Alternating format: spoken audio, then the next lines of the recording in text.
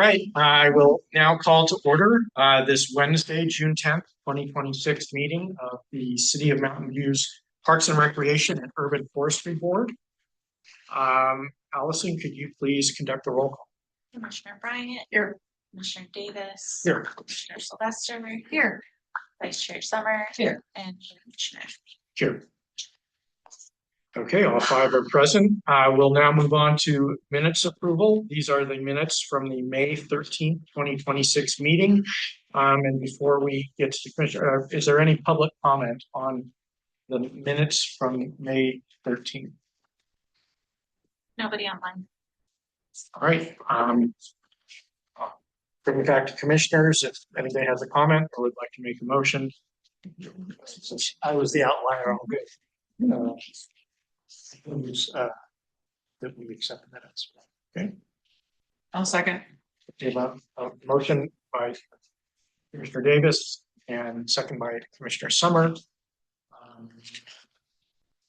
Go ahead with the vote. Commissioner Bryant. Yes. Commissioner Davis. Commissioner Sylvester. Yes. Vice Chair Summer. Yes. And Chair. Yes. All right. Oral communications from the public. This portion of the meeting is reserved for persons wishing to address the commission on any matter not on the agenda. Speakers are limited to 3 minutes, and state law prohibits the commission from acting on non-agenda items. If you're in the room and would like to speak, if you could please fill out a blue speaker card. And if you're online, please use the raise hand feature in Zoom, and Allison Flynn will recognize you. Speaker cards are on the podium. Should be. I don't think you hear about the speaker card. Oh, no problem. You too, Monica. Yeah. Okay, so are you wishing to? You can turn in the card in a moment if you want to speak, and my neighbor Monica's going to speak to. Go ahead. Well, thank you. I'm Linda Jekyll. I'm a longtime resident at Willow Park condos. They used to be apartments. They turned into This condos. is about the appeal. If this is about the appeal that's on the agenda, this is not the time to.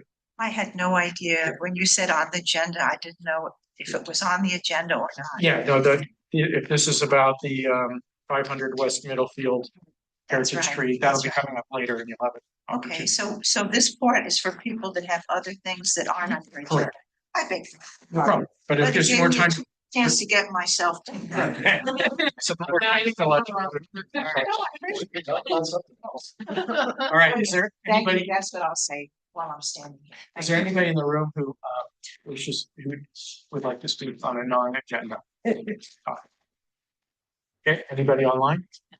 All right. I will close public comment, and we'll move on to new business. Our first item tonight is item 5.1. It's a heritage tree removal application appeal from 961 Eichler Drive.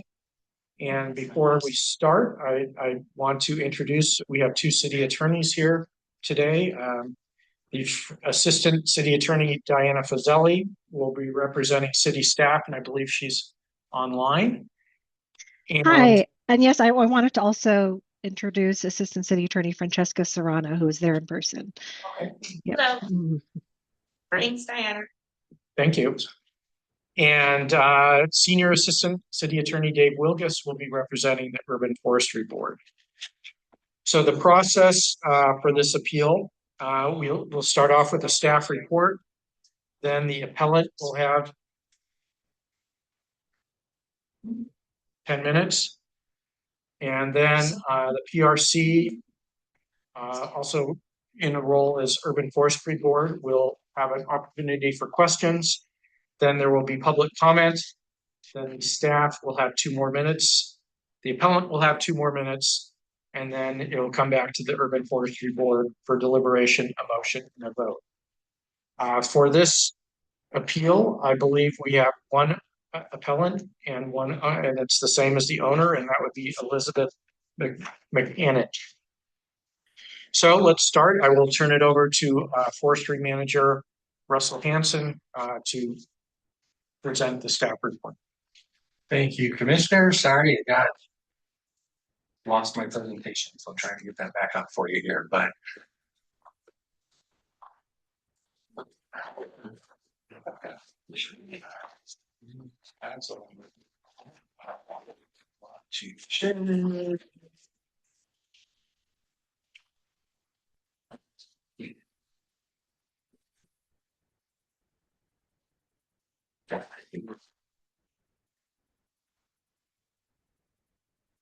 All right. Oh, gotta play it. Okay, so again, thank you, commissioners. We're here this evening to talk about 961 Eichler Drive. As you can see from the photograph here, we're dealing with a tree that's in the front of the property, but is not considered a street tree in this case.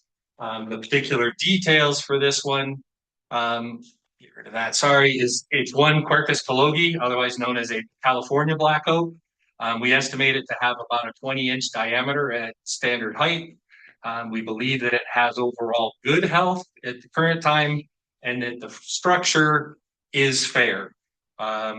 Ultimately, the applicant, when they applied for removal of the tree, the statements they made for the application was the tree is in poor health, the tree is in danger of falling, the tree is diseased with pests, insects, or beetles, and the tree is growing in close proximity to structure and causing damage or will do so in the near future. So when we actually look at the tree in question, the photograph on the left is representative of the trenching that was done. The property owners, prior to applying with us, or at least prior to us inspecting it, had done some trenching adjacent to the tree. You can see the one trench that comes from the home out towards the street gets to within about 12 to 18 inches, I'm going to say, from the tree, might be a little bit more than that. And then also makes a turn and goes over towards the driveway. And so some significant trenching. You can see the photo on the right is after they backfilled it to where you can't see the trenches any longer. So if you didn't get a chance to see it while you're on site, we wanted to make sure you had these. When I look at the photograph on the left, that's representative of all the roots that were cut. You can just barely see in that same picture, kind of the top left, there's one small root that's starting to come down off of the root flare right there. That very left-hand arrow would ultimately indicate that appears to be a clump of about 3 roots. It's not actually one large root, but that is 3 smaller roots, all I'm going to say 2 to 3 inches. And then it's kind of equivalent on those other arrows. There were, I'm going to say, estimate 12 to 15 roots that we feel like were cut as a part of that trenching. Again, what I would say is to the left side of the tree. Above and beyond that, the reason we're saying the structure is fair to poor is ultimately because it has poor live crown ratio. You can see on the photo to the right, the majority of the canopy, there's only about 40% canopy at the top, and then there's 60% of the stem that has no structural branches, that has no leaves, etc. Again, that's problematic just simply because it creates some additional stresses on those branches to where when the wind blows or otherwise, that union at the bottom is going to be a little bit more pressured. And ultimately, the tree has a harder time, I'll say, compensating, because without the foliage or otherwise those structural branches, we're not getting as much sugar and starches. We're not getting that diameter to develop the way we typically would to support the branches, because the sugars and starches just aren't coming from the leaves that are no longer there.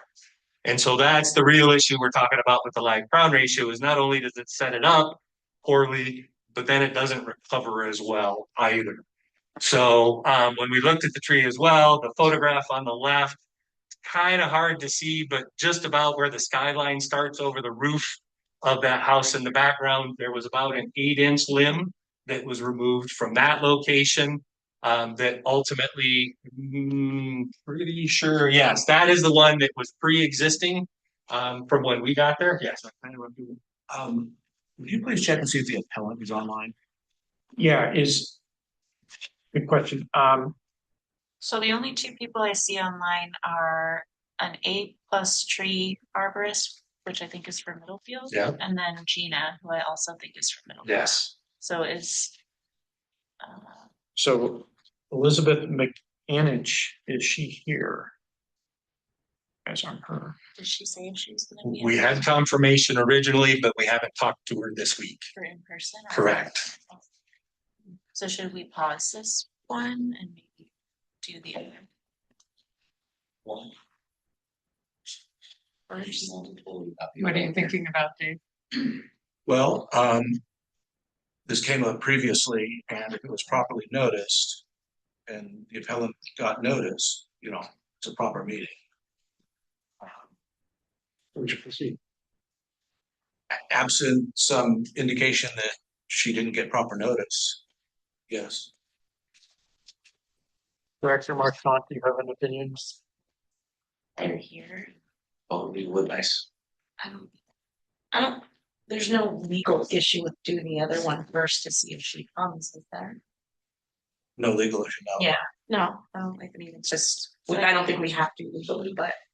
But I think in that case, you would just make a motion to hear item 5.2 before. Yeah, I mean, if one, if people that's- are okay with it, I guess I could flip flop them and give the appellant an opportunity to actually be. I mean, if she isn't here, we'll continue it like we would.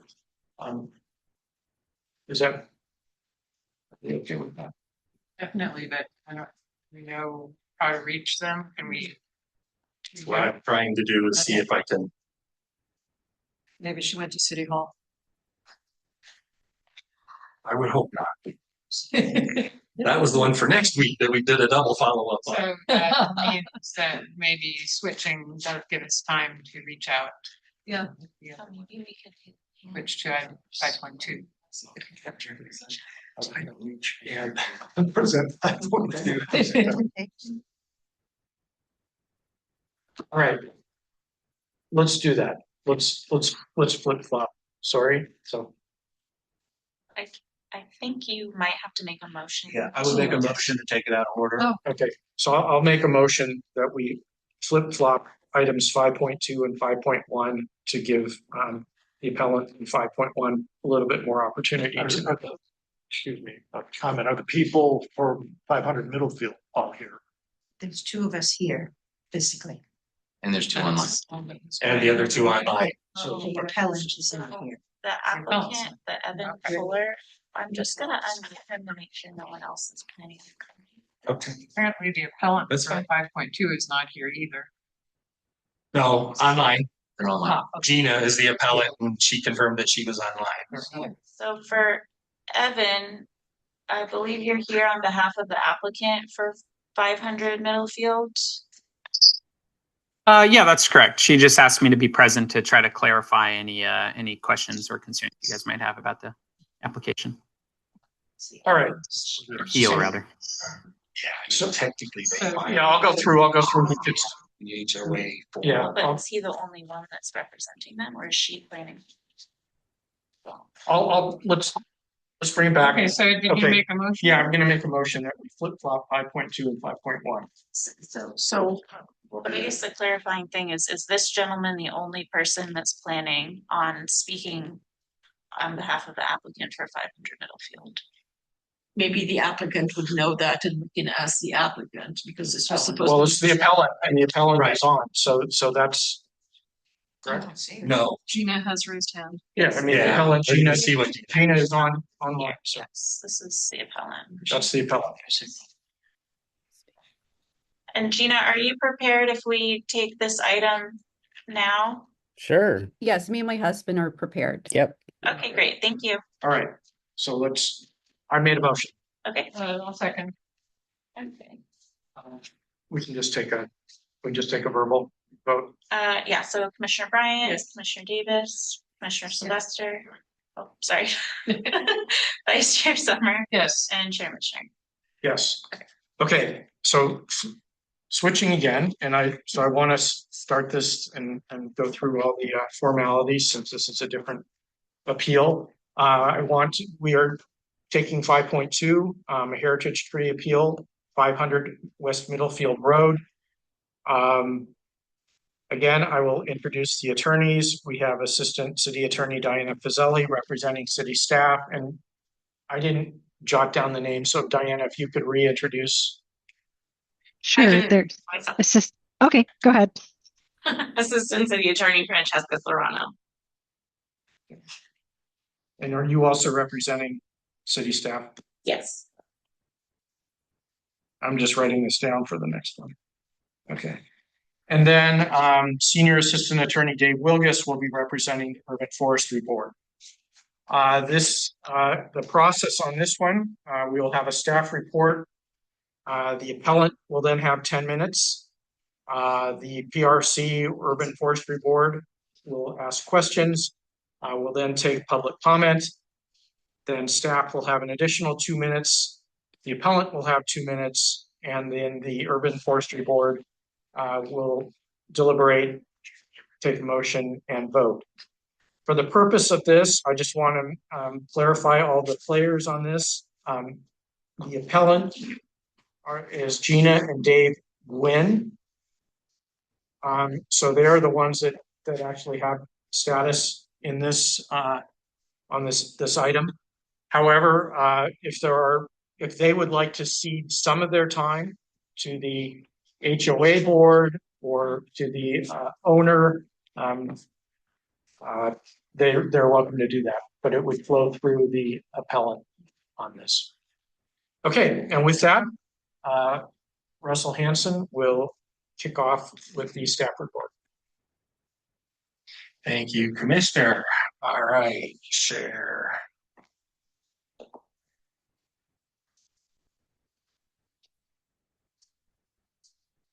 Okay, so we are here this evening to talk about 500 Middlefield Road Heritage Tree Appeal, which is ultimately an HOA complex. You can see in the photograph here, the redwood tree in question that we're talking about this evening is internal to the complex, so it is considered a private tree. The tree itself is a Sequoia sempervirens, a coast redwood that has approximately a 30-inch diameter. We considered it to be in good health with fair structure. The applicant themselves listed that the tree does not have proper growth space, as well as the tree is growing in close proximity to structures and causing damage or will in the near future. So we're talking about basically growth space and damage. Little bit more close up. What we did is we took a patio or shot from the patio and that photo to the left. Looking back at the tree is actually outside in the common area of the HOA. That this is a private patio for the property owners themselves. So you can see the tree on the left with the condition of the fence. You go to the right, that is actually taken from the outside that you can see.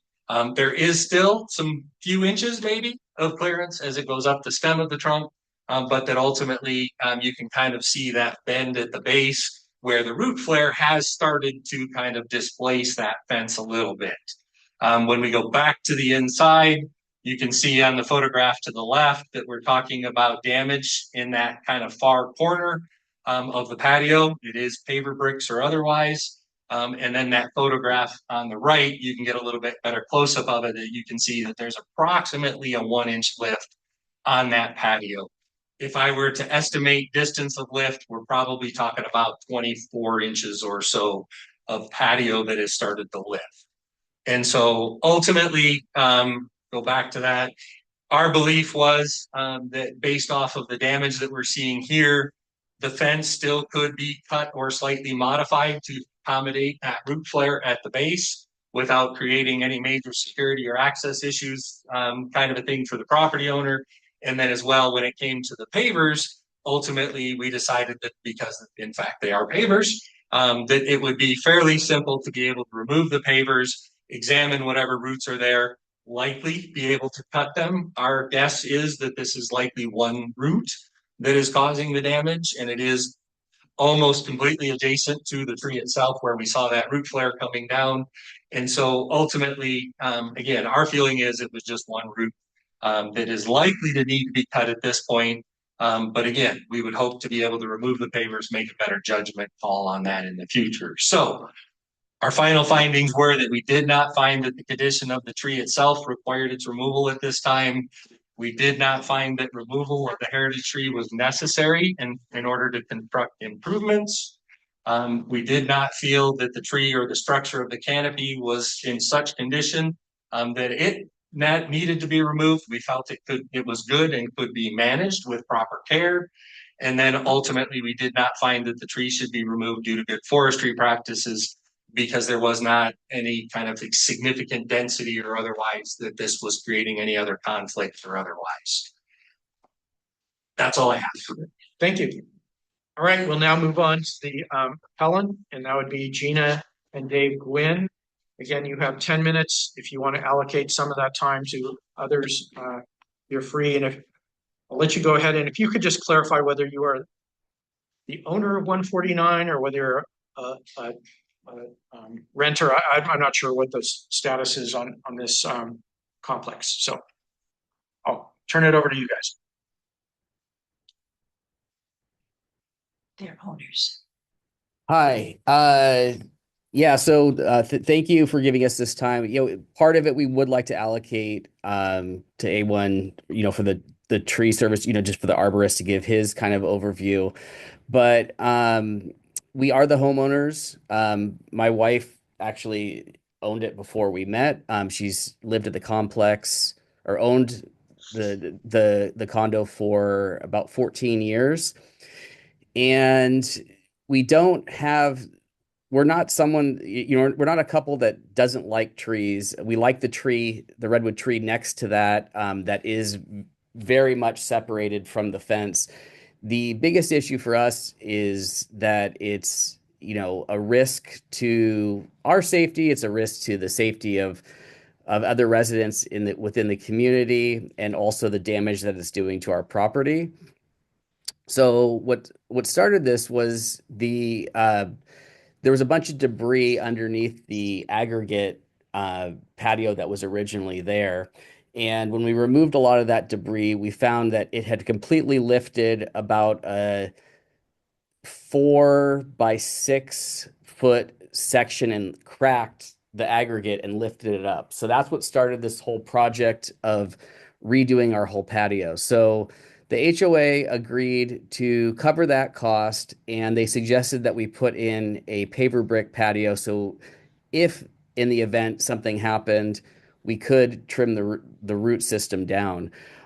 When they did all of that stuff in preparation for the new pavers, we also paid to have a whole brand new fence put in. The new fence cost us just under $8,000 with the lattice work and everything like that. And that was only a few years ago. And as you can see, the damage from the root base, the base of the tree, it's already putting additional pressure, and it's bowing that whole 10-foot section of fencing. There was a cutout that was done at the bottom to compensate for any type of future growth. And when they were doing the cutting prior to installing the pavers, I tried to get them to cut deeper because I already knew that this was going to happen in like a year and a half or something like that it was going to start lifting things back up. And they didn't feel comfortable doing anything more just because they felt that it would destabilize the tree and it would affect the anchoring of the root system. Now, I know the staff has suggested that there could be, they could offset that by, if we did do some more pruning on the root system on the patio side, that we could do more watering on the HOA side to get more growth and help with balancing the stability. But there isn't any sprinkler system right there on that side. Plus, on the HOA side, plus it is on a hillside that goes right down into the common driveway area. So there's no way to really balance that side of it. So the only option then is to every 2 to 3 years lifting up the pavers, trimming the roots as much as can be done, and then we're going to have to replace that section of fence probably, I'd say maybe every 5 years, more like it, because right now it's already bowing a bunch. Well, and then I included photos in the letter that I Yeah, sent. yeah, and my wife to included show photos. How worse it got just in a matter of a few months. In a matter of a few months, I mean, you can see that it's completely arced and bowed, and I mean, it's just going to keep getting worse and worse. And the thing is it's butting up against the fence. It's only within 10 feet of our windows, but within less than 10 feet of the roof line and the gutter side. So it's probably about 8 feet from that. And it's it scares us having it that close, the damage that it's continually doing. And we have no problem putting in a tree to replace that tree just a little bit farther away from the fence and with a tree that won't grow as large of trunk or as wide of trunk. Um, and also in the CC&Rs too, I forgot to mention earlier, the HOA doesn't allow for any type of modifications to the fencing system. So we need to keep the fence the same. So the only other option would be to keep making cutouts and to actually take away part of our property line and move the fence in, Which we can't. which we can't do. So, and the other thing too is like, based off this evaluation, there was no looking from the staff from the city of the actual root system and how that looks underneath the pavers. So we feel that this was just, a quick visual scan and looking at, the elevation and lift in the pavers, but not actually, seeing what's underneath the hood. So that's kind of where we stand. And I'd like to give the rest of the time to the arborist to give his input from his evaluations. Thank you. Just to let you know, in case you can't see the clock, we have 4 minutes and 15 seconds left.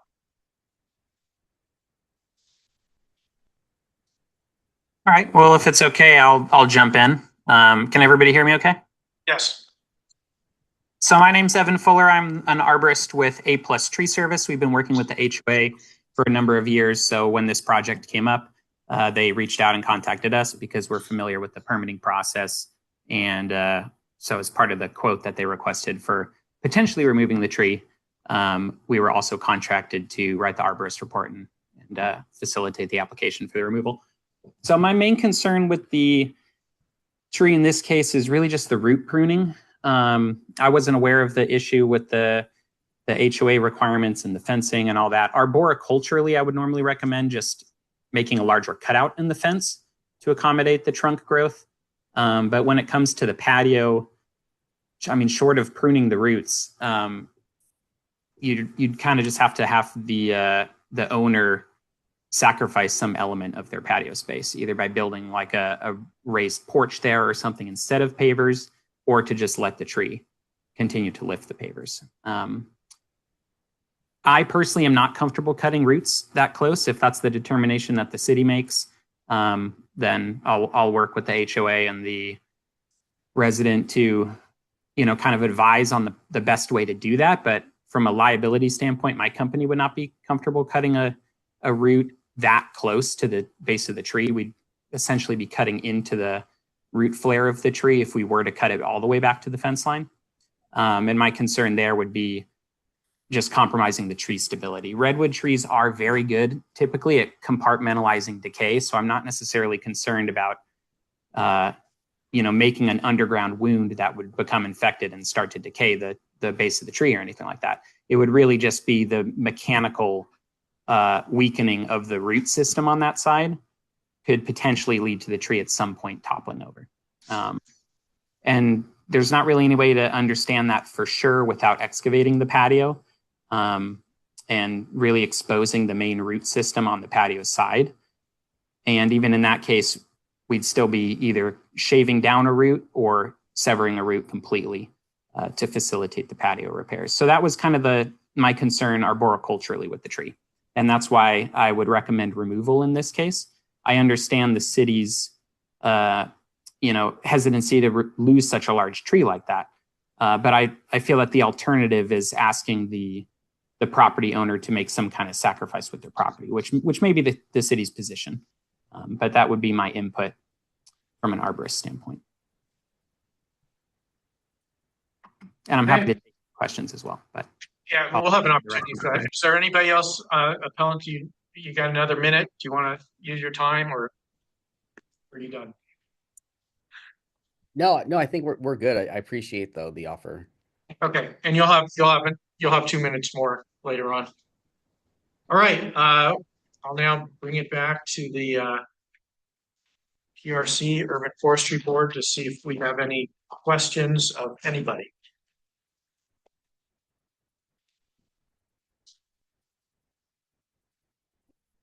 I have a ahead. question. For staff, have we requested a review of their HOA, CCNRs or anything like that? Good question, and I'm not 100% certain that they shared that information. But I think they may have shared that with us. And it, I'll just say, was general language that says, you know, modification of fence isn't allowed or otherwise. I don't know as though we read anything that ultimately You weren't changed our trying, thought it wasn't process. your job to Right. find them. But I was just wondering if there was some exception language, because very often there is. Yeah. So to your knowledge, did they take this matter to their board of their HOA? I believe they had to take it to the HOA because it's an HOA tree, Right. and that the HOA kind of encouraged them. I think that was their statement as well, is that the HOA encouraged them to submit the application or otherwise based on the prior repair. But it's not technically on their property, it's on the common area. Correct. And so is the fence their property line, to your knowledge? Again, to my knowledge, I would say yes, but I Okay. do not know that.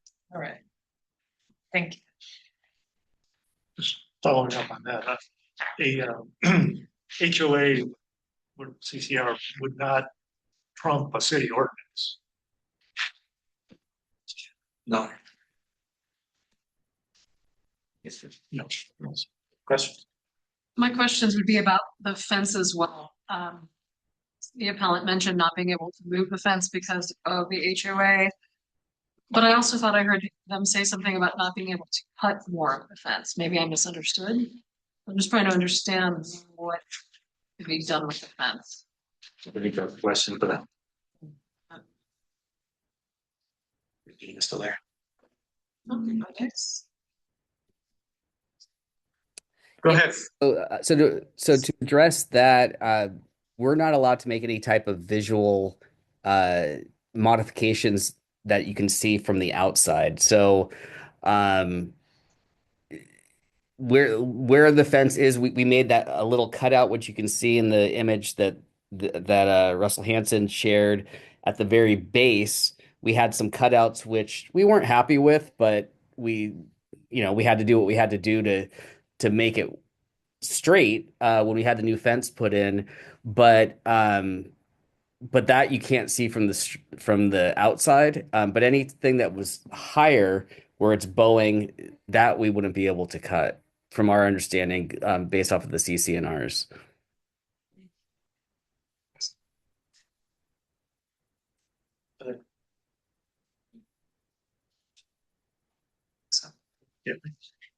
So just a question. I'll start with Russell again. If root pruning were to happen in the patio area, given sort of what you can see in terms of how much things have been raised, would we be looking at? I mean, I think you said maybe it might be one root. I mean, you wouldn't know for sure. I mean, would you actually have to cut a major root? I mean, is it likely that this tree has lots of roots? So one root wouldn't be as significant. And would you actually have to cut it, or would you have to maybe shave it down a little? I guess it depends on how close it is to the surface of the. Anyway, if you could. Sure, extrapolate on that a little bit, expand. Make what you can out of my question. Yeah, no, absolutely. And so trees are always, I'll say, difficult, because where we would like to have uniformity, we don't always get that. So I can't really say with any certainty how evenly spaced any of the roots are around the tree. But they do serve as structural support, et cetera, to fight against wind, et cetera. And so typically they're going to try and find a balance point where they are spreading their root system evenly. Having said that, I typically operate on a general rule of about 3 feet from the trunk, ideally 5 feet from the trunk. You're going to get outside of the majority of bigger structural roots. Once you get past about 5 feet, they start to taper down enough into those other structural roots and feeder roots that are out much further, I'll say. And so this one, the tree itself is about 2 to 3 feet. So I feel like there's a chance we're going to hit some of the larger structural roots. What that feeds to, I can't really say. I would just simply add that because this patio, I think they mentioned that this was concrete before and they changed it to the pavers. That might even be contrary, not necessarily their fault, but by ultimately allowing that additional water and everything else to filter through those pavers, now the roots are going to expand into that area. They're going to grow a little bit bigger because they have the water, they have the things that they need. And so it's kind of a double-edged sword that they did those pavers, but it was the right thing ultimately in terms of saving these trees longer term. In terms of cutting of the roots or otherwise, again, it is so subjective that I can't really give you good advice as to how big of a root and how much of an impact it's going to have. But I feel like it's going to have maybe 20% of the root system if I were to pick a larger number, and just say that that is one large structural root that comes out and feeds a bunch. Maybe a 20% of the root system is kind of being impacted because there should be a fair amount of it on that other side where we have landscape and turf and everything else. And so I think that's kind of what we're looking at in terms of cutting them. Just like a tree branch, typically you want to make a clean, as round a cut as possible. So you want to make it perpendicular to the root or otherwise, and you want to cut that root entirely. Only because the tree's natural response is to form wound wood to kind of seal that off and prevent additional decay or otherwise from occurring significantly. And so by doing it that way, you reduce the amount of decay or otherwise that can impact the tree long term. You absolutely can shave a root down. You do not have to cut that entire root. The problem becomes the bigger the wound, the slower it closes, the more potential that has to have a long-term impact on trees. Don't heal, but they seal, they close. It's going to have an impact on how well that closes and how well it's able to defend against disease or other pathogens longer term.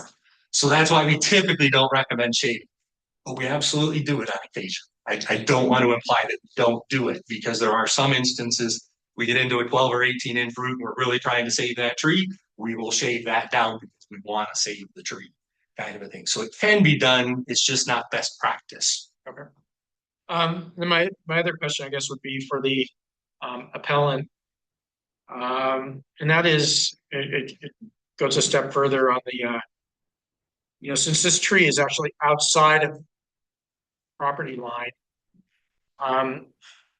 if there were fence work, well, first of all, you did some fence work, both on that fence work and on any future fence work. Is that an owner expense or is that an HOA expense? And if the tree were to be removed, would that be, or any work done on the root system of the tree, would that be an owner expense or an HOA expense?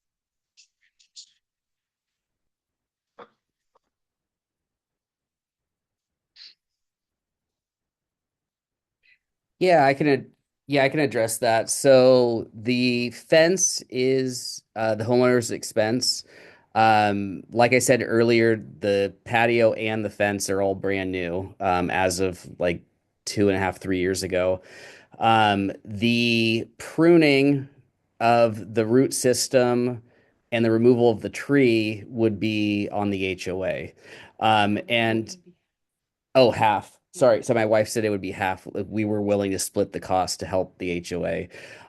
But the other thing too that I wanted to address is the thickness of the root system. I do know when they put the pavers in and it was fully excavated, the base of the root, it was probably that encroaches on our property is probably about 2 to 3 feet in, and it's a very thick piece of wood that is probably I'd say maybe like 24 inches wide, and it goes in a couple feet, and they had to like shave it down and shave it down, and they did as much as they felt comfortable doing, but there's only a very thin level of sand, probably a half an inch at the most, in between that big heavy piece of wood on our property and those pavers.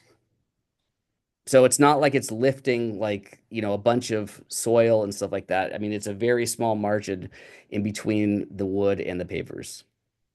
Thank you. Mhm. And I'm going to do one more. So again, another hypothetical. A route, like a major route, how much does that grow in the course of 5 years or 10 years? I mean, it's, I mean, I don't know. Understood. Ultimately, where I go with that is it's going to be very similar to what we see in the branches of the canopy. And it's just, there's a lot of factors that are going to change. But typically, you're going to see about a half an inch to an inch in a really aggressive year where it's growing really strong. You might see about an inch of growth overall diameter. So a half inch on either side, real aggressive. A little bit less aggressive, maybe a quarter inch or so. That's typical. Can exceed an inch, it can be less than that. It depends on a lot of factors. Great, thank you. Commissioner I had a Summers. question for Assistant City Attorney Wilkes. So I'm looking at the city's ordinance in the criteria for removal, number 2. It's talking about the necessity of the removal of the heritage tree in order to construct improvements or allow reasonable and conforming use of the property.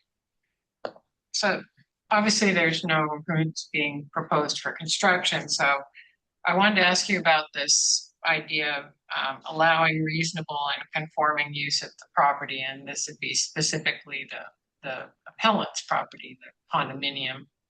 So if they were to, let's say, relocate the fence in order to accommodate the tree, that would presumably be putting some of their property on the outside of the fence. How do you see that whole reasonable and conforming in relation to this sort of idea? Does that mean that, I mean, because they no Generally- longer have use of that part of their. Yeah, generally reasonable and conforming, there's two concepts here. A conforming use is just the property conforms to things like zoning laws. Mhm. Okay. Reasonable use is a little more subjective as far as, is the use of the property, does it fit within the characteristics of the neighborhood? So I'm not sure how it really applies here. Okay. Because the patio is pretty small, that would make it smaller. Is that unreasonable to ask of them? And from the point of view that I know that reasonable and conforming is sort of a legal term, and I want to. Right, and I think we all agree it's a conforming use. I think it's a reasonable use of the property, which is, does it conform with the general characteristics of the neighborhood or the area where they live? So it seems like that's sort of be unreasonable. It seems like it's more of an HOA versus resident Yeah. issue. Yeah. Okay. Thank you. That gives me some perspective. Go ahead.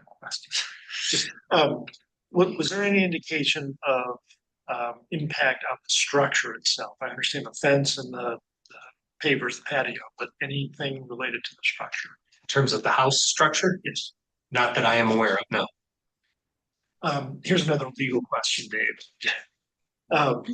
We're like the Supreme Court, but how does precedence play into the decisions of this commission? Because we've had many cases before us that are very similar to this in terms of a fence and pavement. Well, I mean, I don't think you're bound by any particular precedents. Number one, because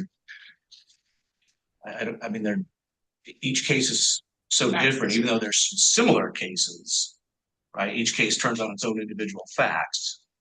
And so it's hard for me to say, well, you have precedence for this, because every case is just so different. I presume consistency of judgment would be a desirable commission. It's a little better, concept, but again, everything turns on the individual facts and circumstances of each individual case. Any other questions on this side? Anyone over here?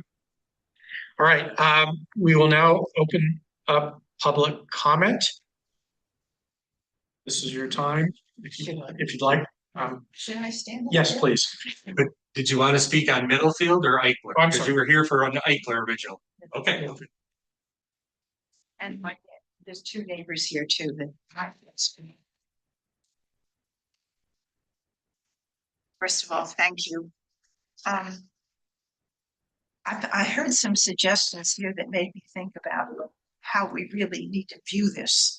I think you may be thinking it's a tree and another tree on a flat piece of land, but if it's a slope like this that's this high, so some of the tree branches go beyond this into the fence. The rest of it cascades down into a dirt pile before the cement base. So the two trees are very close together. And my question to you would be, they've probably got their root system somewhat intertwined, like the two trees are supporting each other. Is that a reasonable assumption? That is reasonable, yes. Yeah. So, and from what you said, that the cobblestone structure was put in and that allowed more water get to the roots, correct? I'm not supposed to answer any questions. You're allowed to speak, but technically I'm not allowed. Oh, I'm saying that I heard what you said, and that's what I thought you meant.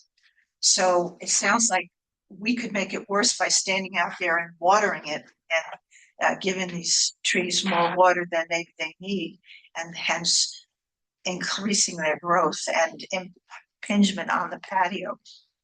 It's just a thought. But anyway, I don't want to be at odds with my two neighbors because I just adore these people. They are my friends. But I've lived there since the 1970s, and we've had trees growing. It's called Willow Park. It's all about trees. And we got an award years ago for some of the best landscaping in the city back when it was first there as condos. I'm sort of a tree hugger. I hate to see any trees taken down unnecessarily. These trees I see from my patio, and they are majestic. They're huge, beautiful, green, healthy trees, side by side like twins. It's not like a tree here, a tree there. They're like a set. And then right happens is this unit that my lovely neighbors have, and the young man that moved over here, two trees are like right where the divide between the two patios are. So the trees affect both of those units, although the other gentleman hasn't, to my knowledge, had any verbalized complaint. I like the suggestions you made about working on the fence. The board of directors, which I was on for 10 years and 5 years as president, not in the very current day, but seemed like forever. We've had a lot of discussions about trees, and a lot of it weighed heavily on how can we preserve our wonderful tree surrounded area, and saying we're like living in a little big basin. It's really beautiful in there when you walk around. And I don't think that you can really even think clearly about what to do with this situation without standing there and looking at the situation first, right with you there. And That's that. Sorry, time is up. So okay. So thank you very much. I have a relatively short comment. I want this to. If you would be comfortable, okay. Because that's where Thank the you. microphones pick up everything, cameras. First, thank you for the opportunity, and I want this tree to stay. So that's the basis for my coming tonight. From all the things that have been said, I'm thinking we could delay this. We could delay the decision for, I don't know, 3, 4 years, 5 years. That's one suggestion. The other suggestion is, and I don't know whether this is technically possible, but with one of your members here sort of indicated it, the idea of changing the border of the of each condominium it's self-contained, and outside that perimeter is the common area. So this tree is sort of encroaching on a private area. Presumably, there is the possibility that the patio becomes smaller and the condo unit has a smaller footprint, and the common area expands. I don't know how that's legal or possible, and everybody would have to be in agreement, but that's all I can think of because I love this tree. And there's been a lot of wanton removal of trees on our property, and this would be pretty bad, I think, to take down. So bad being a spoiling. Sorry, I'm not very energetic at this time of night, but Thank you very much for coming and sharing. Is there anybody else in the room who would like to speak? At your convenience afterwards, if you could fill out a blue card. My name's Sherry Duperl, and I live there also. I'm trying to be as objective as possible because I understand that a homeowner does not want to lose any space because our condominiums are small, especially these units are 1 bedroom, and so people do utilize the outdoor space. And I love redwood trees also, although I think this one does look a little sparse. I think a lot of the redwood trees on our property look like they are needing more water. And this does not get that much water because there's pavement and then there's the patio next door. So I understand why the tree is going to the area where there's more water to do the patio. I do have some suggestions, though. I would be very leery about removing the entire root because the tree is very tall, and right across the driveway there's a whole group of other apartments, and with that removal of that root, I think it would damage the integrity of the tree. However, if the tree maintains that root, I think that possibly rather than using pavers, you could use decomposed granite or gravel, something like that. Yes, it would be permeable to water, so then that root would continue to grow. But I would be very cautious of removing that major root right there with the other buildings of apartments, right, of condominiums right across the street. But it's a lovely tree, and I love redwoods. And so it's a difficult decision. Thank you. Thank you. Anyone else in the room who would like to speak? Also, do we have anybody online who would like to speak? No. All right, I will close the public comment portion and bring it back to staff for 2 more minutes if you'd like. Sure. Again, I don't think I really have anything significant to add. Our feeling is that we're more than happy to continue the engagement with the property owner, have conversations between them and the HOA, their arborist, and kind of come to a resolution to this in the future when they start to make these repairs, when they start to make some adjustments or otherwise. Ultimately, if the damage is significant and the redux does come out, we do have that ability to revisit this permit and make a different decision at a later time. Or they can reapply at a later time, and we can ultimately make a separate decision at that point. That's kind of where staff is going. And again, I just think there's more time that could be done with this tree to have more conversations, if nothing else. Thank you. Gina and Dave, you have 2 more minutes, and you can take it or allocate it, whatever you like.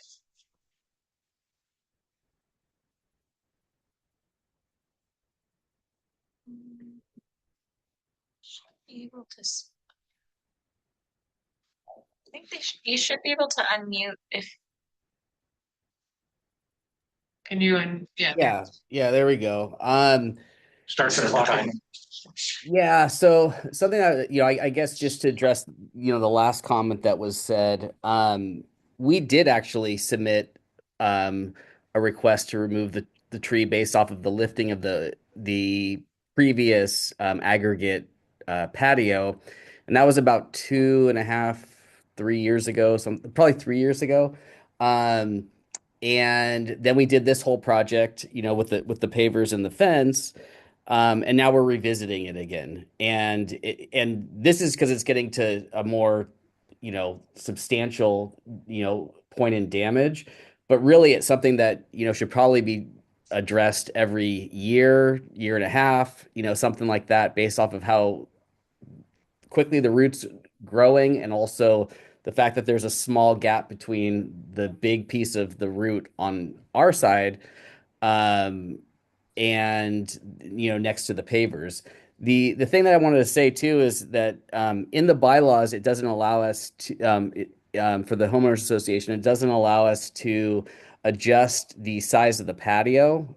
So we're not going to be able to shrink the patio or expand it and encroach onto the HOA's property.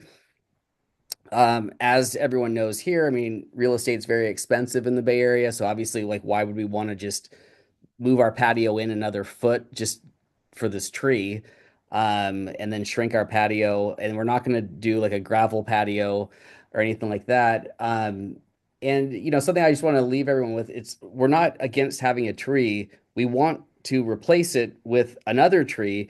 And one of the things that makes the whole development, and you know, and why my wife fell in love with the area, is the variety of the trees that are in the complex.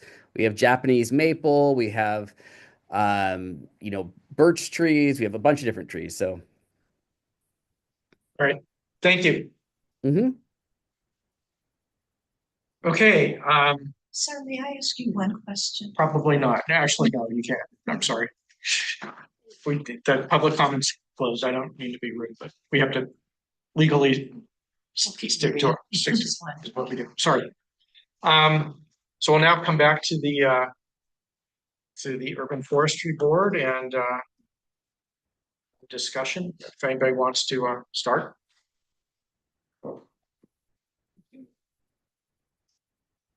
Sure, I can start. So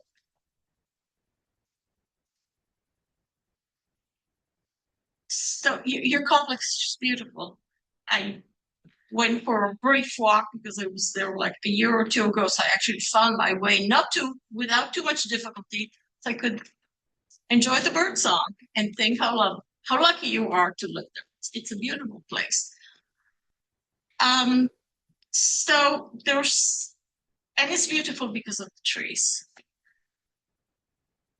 And the thought of cutting through the roots of a heritage redwood so as to preserve pavers in a patio, those are two completely different things. The few pavers are one thing, and the root of a majestic tree is a completely different universe. The compound complex is designed the way it is, and the trees are there. And I think one needs to make the judgment of what is the relative value of the various things we're looking at. It's always very painful when a heritage tree is destroying the foundations of a house, and we have to say, it's a wonderful tree, but the house is a house. A patio is something completely different, and sometimes you have a roof and you can't put pavers onto it, so you have a patio with the root in it with a different kind of surface. So the recommendation to shave a root or to cut a root so we can preserve pavers is something that I would object to, that I really do not like. The fence, walking around the complex, I thought, oh my, this is so beautiful. Look at the trees, look at the plants in front of the houses. Taking out a tree would make a serious difference to the look of the area, but making a cut in the fence,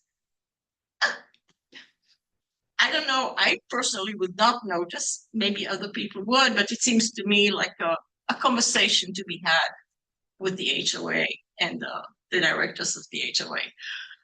Besides that, reading through staff's analysis, the one thing I disagreed with was cutting the roots at all. But otherwise, it seems to me that this does not rise to the requirements for taking out a heritage tree. So for me, this was not a difficult decision. To me, I agree with staff's recommendation to deny the appeal. Name, who wants to go next? Would you like to go? Sure, I'd be happy to go next. I find myself in full agreement with Commissioner Bryant. You know, what a lovely neighborhood. You all are so lucky to be there. Just almost an oasis. I would have never thought that it was so beautiful in there. I'm having trouble finding the justification in the city's ordinance to remove this tree. I feel like the tree, which is in the common area, and the responsibility of the homeowners association to manage. Some compromise needs to be made at that level, in terms of, you know, shaving a notch out of the fence, changing the shape of the patio. Those are all completely possibilities that would not really have any visibility from the public area, of the public portion of the common area. They'd be hidden behind a giant redwood root flare. And I feel like the true exploration of the details of what needs to be done just has not happened at that level. And if it were to happen and still not be able to arrive at a solution, then I think that is time to come back to staff with another application, and there could be a case made that there's damage that we not be able to address. But I think at this point that there's still many options that would not violate the CCNRs, and that needs to be played out before we remove this tree. Thank you. Go ahead. Go ahead. I agree with everything you said. I think the real conversation needs to happen with the homeowners association. It's their tree. I mean, if anything, you should sue the homeowners association and have them build you a new fence. That's a non-legal opinion. But I sympathize with the applicant. I too have a fence that's getting leaned over by a redwood tree. It's not on my property, and it is it's challenging. It's frustrating. It's difficult. But the ordinance, which has been around for half a century, it's pretty clear in its intent and purpose. And, to be consistent with the many other judgments that we have made in situations where a tree is impacting a fence or a pavement area. I agree with the commissioners that have spoken so far. I think we weigh in favor of the tree on this. Not that that's a necessarily easy thing to mitigate, and I hope your association board will assist you in coming up with a solution. So, long story short, I will agree with the staff position. I definitely have much empathy for the homeowner here. It is a small space, and I hate to see it impinged upon. I also understand that the owner is really can't really do much with the fence, even if they wish to. So I go back to I was actually thinking that some of the HOA representatives would have been here to talk about it too, because it does feel like some of this decision and who should be appealing or applying to remove this tree would be the HOA. So I'm a little confused about who was in the room here. I do want to point out though, of all the tree appeals I've been in, I don't remember ever having so many neighbors come and talk about a tree and the love of the tree And it is a reminder why we have a heritage tree ordinance in the first place. It is the love of trees. It is the fact that trees become common goods, not just in an HOA, but among any of the people who can actually see that tree and experience it. I do also want to applaud the neighbors for being so kind and saying how much they care about the relationship with the appellant. I got to meet one of the neighbors walking around trying to find the tree, and there is a certain kindness in your community that is unique and wonderful. So I want to applaud you for all being so kind about that and sharing your thoughts. I do have a lot of concerns about what's going to happen to this tree if the root, if it is one major root and if it's pruned or cut. I don't know what happens to the stability of the tree in the long run. And I suspect that would be something that the HOA might want to come back and discuss at some point, especially if it turns out that there's a more extensive root system or it is infeasible to actually prune or cut. So I will probably be supporting the staff recommendation, but with all of those caveats. Thank you. So yeah, turning to myself, I again, it's a mature redwood tree. It looks like it's in pretty good health. It's lush. It's fairly well balanced. It has a nice canopy. Actually, I think it's nicer than the one that's next to it. Although they're both nice, but they seem to be playing well together in terms of sharing space. So redwoods fall in a special mountain view protected category of only needing 12 inches of circumference to be deemed heritage. So we have, I think there's 3 species of trees that fall into that category, and this one has a 95-inch circumference. And the city code specifies that a single removal criterion is just a minimum, and that additional criteria shall be considered with the emphasis on preserving heritage trees. So that's sort of a little bit our mission statement. So, after reading the materials and spending time at the site, the only criterion for removal that I find partially satisfies number 1, again, proximity to structures. I did climb around a bit to examine the, it was a little treacherous on the hillside, but I wanted to sort of see how close the tree was at different parts of the tree to the fence. The upper part of the fence, it looked like it was about 10 inches away. I was also able to take a brief peek at the patio. Hopefully that's okay to sort of glance over the fence a little bit. With regard to that, because that is a frustration sometimes. We can't get into certain parts of yards, and we have to rely on photos. But with regard to the patio, the paver uplifting I saw was fairly, I'm going to call it minimal. We see a lot of these, and in the context of that, I didn't think the lifting was too substantial, and it was consistent with what the pictures showed.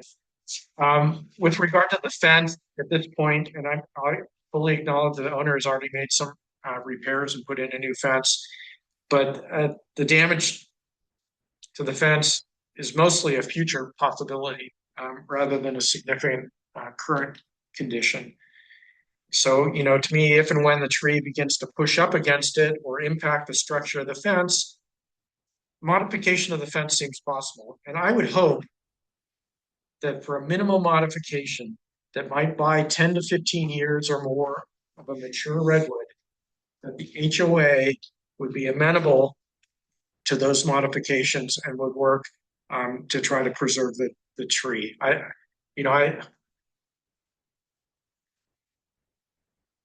Where I live in Mountain View, there isn't an HOA, but in another location where I'm at, people are trying to get me on the HOA board, and which I've resisted to this point. But HOA rules, I think they could be, things can be modified a little bit. So I would hope that the HOA would be open to working with people to try to preserve this tree as best they can. So anyway, because the removal criteria for me aren't sufficiently satisfied, and because mitigation options exist, I'm also going to lean towards denying the appeal and upholding the staff decision to deny removal of this redwood tree. Chair Metzner, I think I detect a consensus, so may I make a motion? Yes. I make a motion that we adopt a resolution of the Urban Forestry Board of the City of Mountain View to deny the appeal and uphold the staff decision to deny the removal of one heritage tree at 500 West Middlefield. That title of further reading will wait. Second. We have a motion by Commissioner Davis, second by Commissioner Bryant. Is there any discussion before we vote? Commissioner Bryant. Yes. Commissioner Davis. Yes. Commissioner Sylvester. Yes. Vice Chair Summer. Yes. And Chairman Schnur. Yes. Okay, well, thank you for everyone who participated and spoke on that tree. And we will now I have an update. Okay. So I talked with the property owner. I managed to get her through.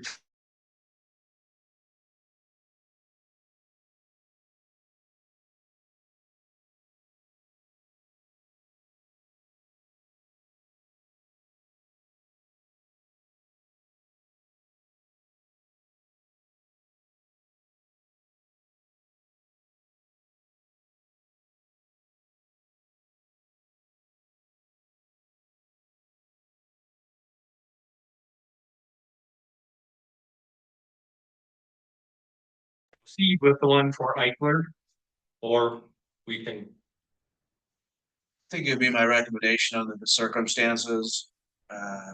You may want to consider continuing this to give the appellant due process to present the claim. You could also, since it was properly noticed, you could also proceed, but my recommendation would be to continue it to give her due process. I think I would be more comfortable with the recommendation to continue it. Okay. You okay with that? Continue it so I can go home and watch a basketball game. Otherwise, I might not amenable. I'm in favor of two. Yeah, I'm good with that. I hope that, you know, there's construction going on that site, and I hope that that we don't so mandate it, but I would prefer that there not be further modifications to the tree in the interim period between today and when we It's a serious issue. Yeah. And part of what's come up, part of what I was really object to, what I I think the city ordinance has already been violated. And so I'm reticent to push it out. So we shouldn't discuss it now, because it's not an issue right now. I'm just telling you my reservations about pushing out the meeting. I'm not. Oh, I'm sorry. I thought we were just getting into the merits of it, but No. I think you were expressing something different. But I was just gonna say my recommendation would be to make a motion to continue it to a date to be determined. And that's how you proceed if that's what you want to do, which it sounds like that's what it is. Okay. Can I ask a question? So that is there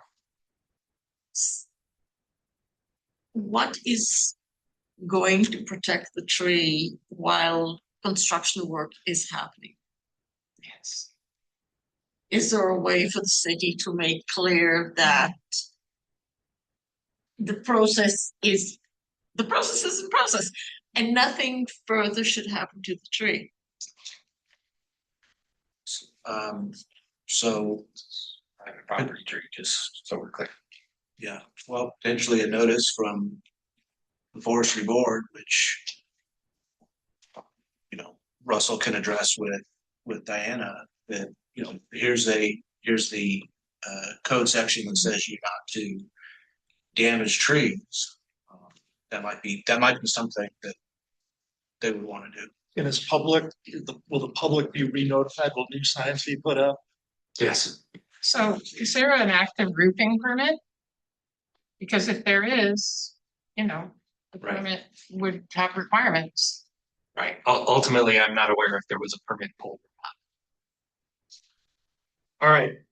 So do we want to make a motion to continue this to a future meeting? Good question. The appellant said she was okay with pushing it till September, October. Yes, correct. Just make sure I understood that. The exact response, let me read it to you, was, would you like me to ask the commission if they would like to reschedule? It may mean we wait until September. The response was, sure, that would be amazing. Thank you. Okay, well, I move that we continue item 5.1 to a date at to be determined by staff and working with the appellant. Okay, the motion, Second. Motion, Commissioner Summer, second by Commissioner Sylvester. So let me just continue the question that you were mentioning, that Russell could work with the appellant to clarify the expectations of the protection of the tree until it comes before the PRC again. What would cause that to happen? Do we need to say something about it? Would it become something that staff would just do? Well, I'm gonna leave that up to them. I'm putting that forth as, potential option that may or may not happen. Regardless of the motion, I'm happy to do that. That would be the intention anyways, is to follow up and let her know it was continued. And ultimately I can share that additional information. Well, I would prefer to have the appellant hear what we're discussing the tree. Okay. Do you want to conduct the vote, Ben? Commissioner Bryant? Yes. Commissioner Davis? Commissioner Sylvester? Yes. Vice Chair Summer? Yes. And Chair Mitchell? Yes. If we might be able to take a quick break, Sure. it sounds like might be a video issue. Okay. Sound So is I'll okay, but thank our attorneys for being here tonight, and we'll reschedule this item 5.1 for future date.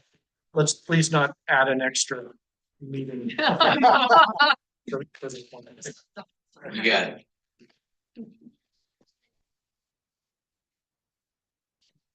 Okay, and we'll take it is 7:20. come back at 7. So you want to go till 7:35? Or 7:35, 7 minutes. And so the sound is still on. Okay. Okay. The sound is still on, so. Well, if you go out and look at these sites, it sounds like we did. Yeah. To that, I want to say, that's why I wanted to ask the question, because I want to say thank you. That really shows such good interest. And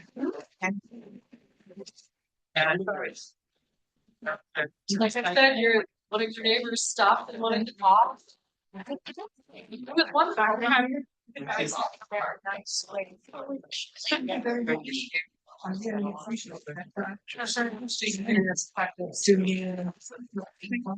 Thank you. Great, yeah. We're kind of torn. Really love the- I can tell. That's why I commented on it. It's the character, they're not even living in that, they just had a baby. I know. She's Oh, 45. So she had a baby by C-section. They didn't get that. So now they're living temporarily. I don't know if they're gonna come back. Oh. But they would actually sell it. That's my question. But he doesn't, he doesn't look. Yeah, without. And on my patio, all I see is. Yeah. So you're directly across from Yeah, your I'm house. Yeah, okay. Park right outside your house. Yes. So thank you for letting me stick on here. Cheryl. Yeah. I know. Oh, Gary. Gary, if you want to story me about part of his hat when I first got married. Yeah, we always And, Oh, I heard her say it. Oh, is he? But he's lost. I was 9 years a hospice nurse. So I went, not the exception. We articulated the exception. I'm not a Foundational walk through that, but I don't want to tell them what's coming because I'm like, I know you know stuff, but don't talk to me about others. Yeah. So just call and say hello a lot. I've been meaning to reach out to him too. He's a friend of mine from environmental work. Thank you for reminding me. Very thin now. So he likes that, but we don't. Like to work every single day. Yeah, so they're like now among friends, they're like. Oh, I'm so sorry. Yeah. So he was telling Such a me great guy. that he's really interested in what I thought he was doing. Oh, yeah, that's a big that down. So I might want to join this. Yeah.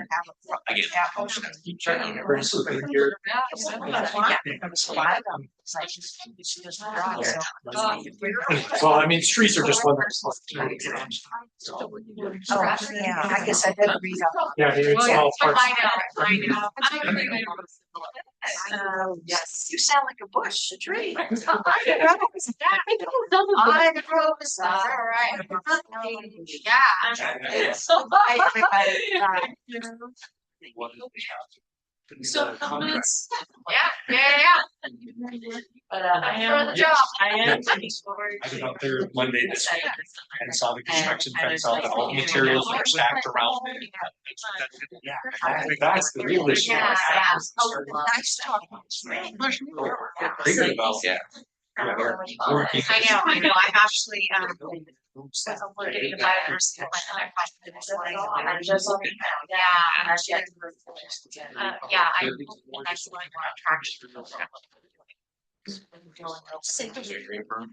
Yeah. I mean, Usually there was a plan or a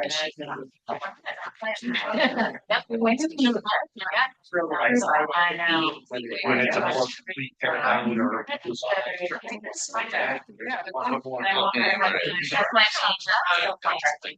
So my role. Yeah. But I. So I don't. The standard. That's over. Well, it's so. Discuss. They're all not really going. You're on it. So I'm like, you're one. Hot seat. Yeah. Yeah, I'm sorry. Yeah. For sure. It's the same, it's just part of And, okay. So time to five. Very, very close. I mean, this is also my first school. Yeah. Yeah. Yes. I mean. Seasonal. You do this really hard. I was afraid. I did part-time on college as well. Yeah, then when you get the full-time gig, it's different. Yeah, like the list, there's no. Yeah, and I love, I really like. Yeah.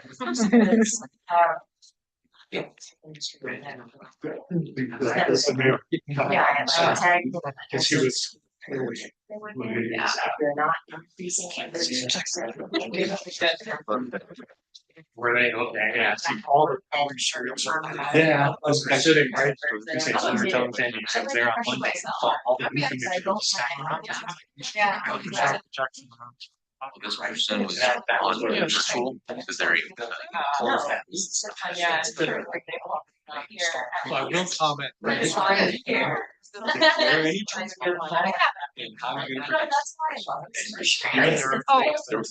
They. Sorry. So those would be. They're fronted.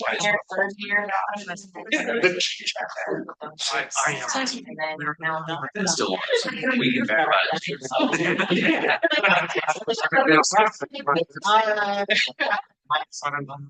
I don't want to be. No, I started. If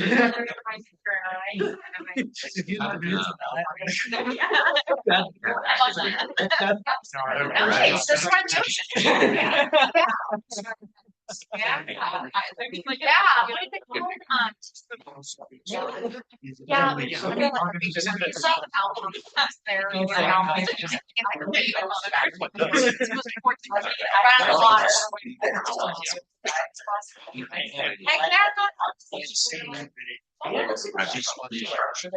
Urban people have this thing a long time to restructure. And now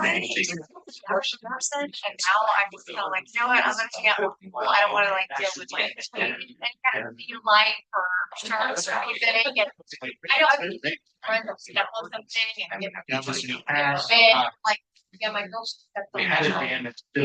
She got like yeah. So yeah, I know. But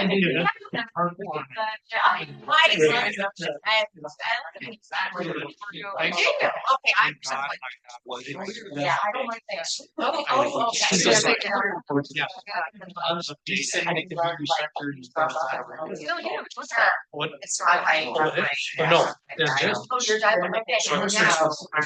Introduced you to Cat. I would say really used, but I'm gonna make. Yeah, no, JP. So I think Aubrey will probably be the one to do that. Yeah, no one can find you.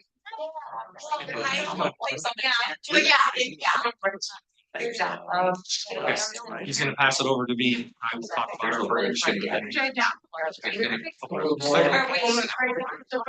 of you and I'm sure we'll just like all the other ones, you stand up when it's your turn.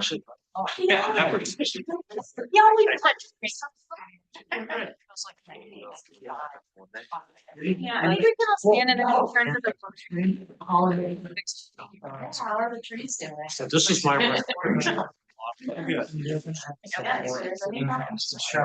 AI system, but really what it is. The two on. Right. Not for your main. Then the way. One of them. You just sign all of Okay, and then they say. Low grower. Yeah. So different people. Yeah. No, you can always.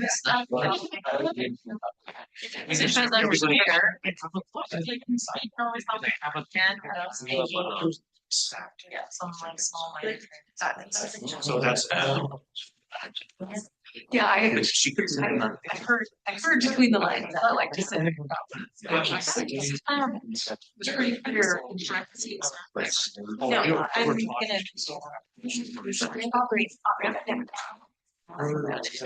Yeah, thank you. Yeah. Yeah, that's totally fine. I just, he's gonna throw it over. I wanted, I had to ask Pinky and I'm going out.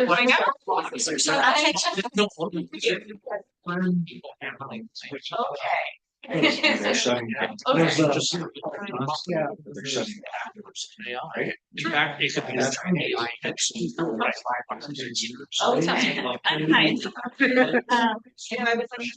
It's gonna get, it's eventually gonna get. So that I know. You know, for the. It's actually. Believe it or not, I'm sure.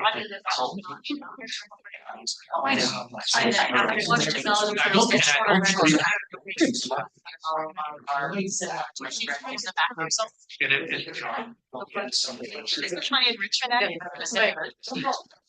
More efficient.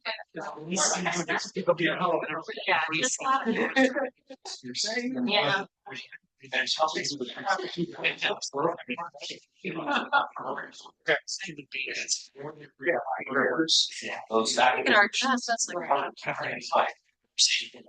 Just trying to fucking stay. I don't think that's right. I- And then I saw that. That was right. We're Christmas. Yeah. I don't see that. No, I don't. Because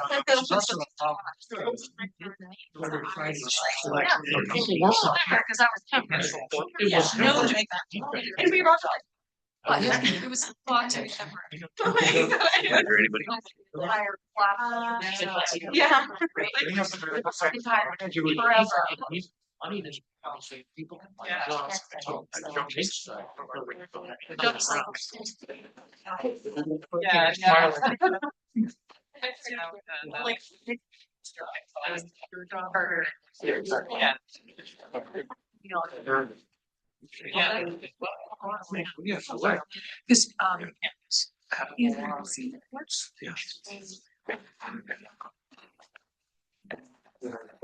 Because these math lines.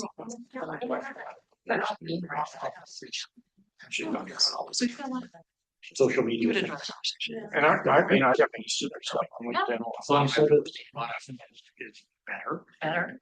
Because. Yeah, I got their email list. I think it's just reaching out to people who aren't as normal by doing it. Mhm. It's You spend more of your time. doing our, well, it's a good group of people.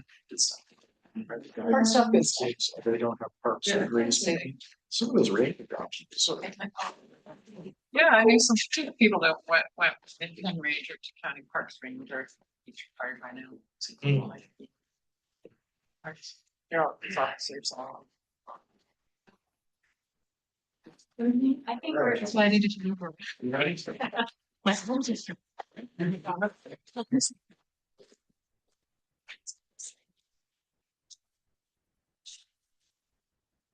All right, we're gonna reconvene. It's about 7:40. And we'll now move on to item 5.3, which is our annual update from the Canopy organization.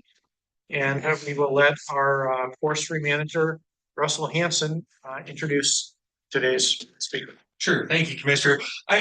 As you know, I tend to keep things a little bit short, but I'm going to keep this one even shorter and just say that, Canopy is a very valued partner for the city of Mountain View. We've done a lot of hard work with them over the last couple of years to really expand and kind of refine what we're doing with them.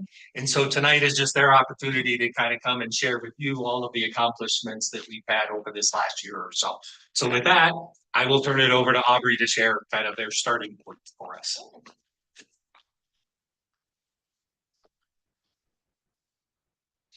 Good evening, everyone. Thank you for having us at your meeting this evening to have the opportunity to present to all the work that we've done. We're really proud of in partnership with the City of Mountain View. I'm Aubrey Kinnear, and I'm the Community Forestry Manager at Canopy. And we have Ebony Wang, our lead community forester, Uday Buma, and Michael DeBrock. They all work with the City of Mountain View in either planting or caring for trees. So this was the incredible team doing the work this past planting season. I believe we have some slides. I'll just wait a second. Oh, yes, we do. And Alice, if I'm correct, the slides will not be. The slide should work. It's just the video feed. So I think that Okay. when I share these, it should be okay. So.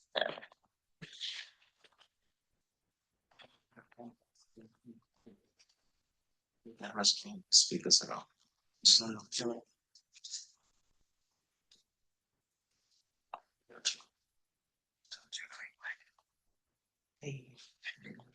Nice, there we are. Great, thank you. We can advance to the next one, actually. Yeah, so thanks for kicking us off, Russell. We've had an incredible planting season, and we've seen our community forestry model that we value at Canopy really flourish this past season. And that really happens with this public, private, and nonprofit partnership, really growing our community forest together through all of our different resources, things that we bring to the table. And that's what really moves the needle. So on the public sector, of course, the City of Mountain View's Urban Forestry and Parks Division providing the planting locations to us, helping us procure the trees, deliver them, and having them with us on the day of the event was awesome as well. And then private, we have our Mountain View residents that bring the passion. They accept trees on their property. They come help us plant trees, care for them. They're open to learning more about how they can continue supporting the urban forest. And then the nonprofit partner, us, Canopy, where we bring the community together to grow the urban forest together. Yeah, that's it. Yeah, so here on this slide, you can see a visual map of all the trees that we've planted in the within the last planting season. This metric is just on public parks alone, but this map does include our residential tree plantings as well. Next slide, please. So we started this year with a goal of 49 trees. But through this visionary plan in partnership with the City of Mountain View's Urban Forestry and Parks Division, and the belief that the community forestry model of planting trees is the standard all cities should adopt, we were able to increase that limit to 249 with a focus on our public parks. And like Aubrey mentioned, this incredible number can only be made possible because of the community support and the City of Mountain View support as well.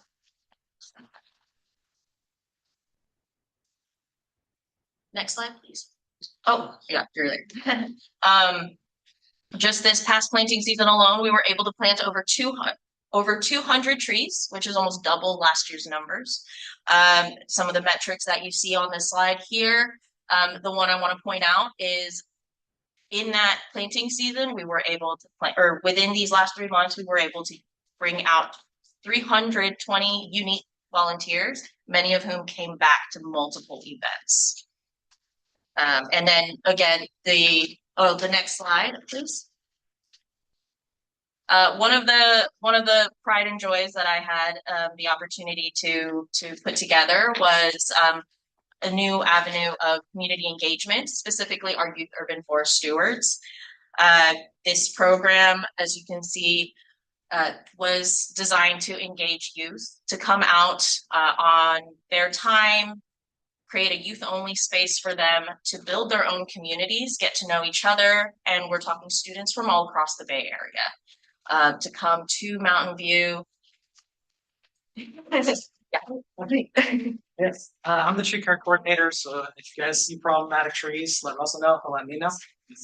But in general, I've been really grateful with how much the city has been investing in their own people. This year we had 2 trainings with the city park staff. We had 20 of them come out, 10 at each, and even were able to include 3 of the staff from the Mountain View Wisdom District. In some of these trainings and through the gradual process, we've seen an increased care for a lot of our trees in our public spaces, especially including a lot of the young trees, many of them planted by Canopy, that are going to provide the shade and benefits for future generations. These trainings then transitioned into public workshops, and we had 12 volunteers come help us, and our experienced volunteers, with the majority of them being Mountain View residents. We were able to get through, I believe, a total of around 27 trees cared for just in these workshops. Again, it's been a joy, and we view that tree care as tree trust. We try to come back and show that we are committed. Next slide. Yeah.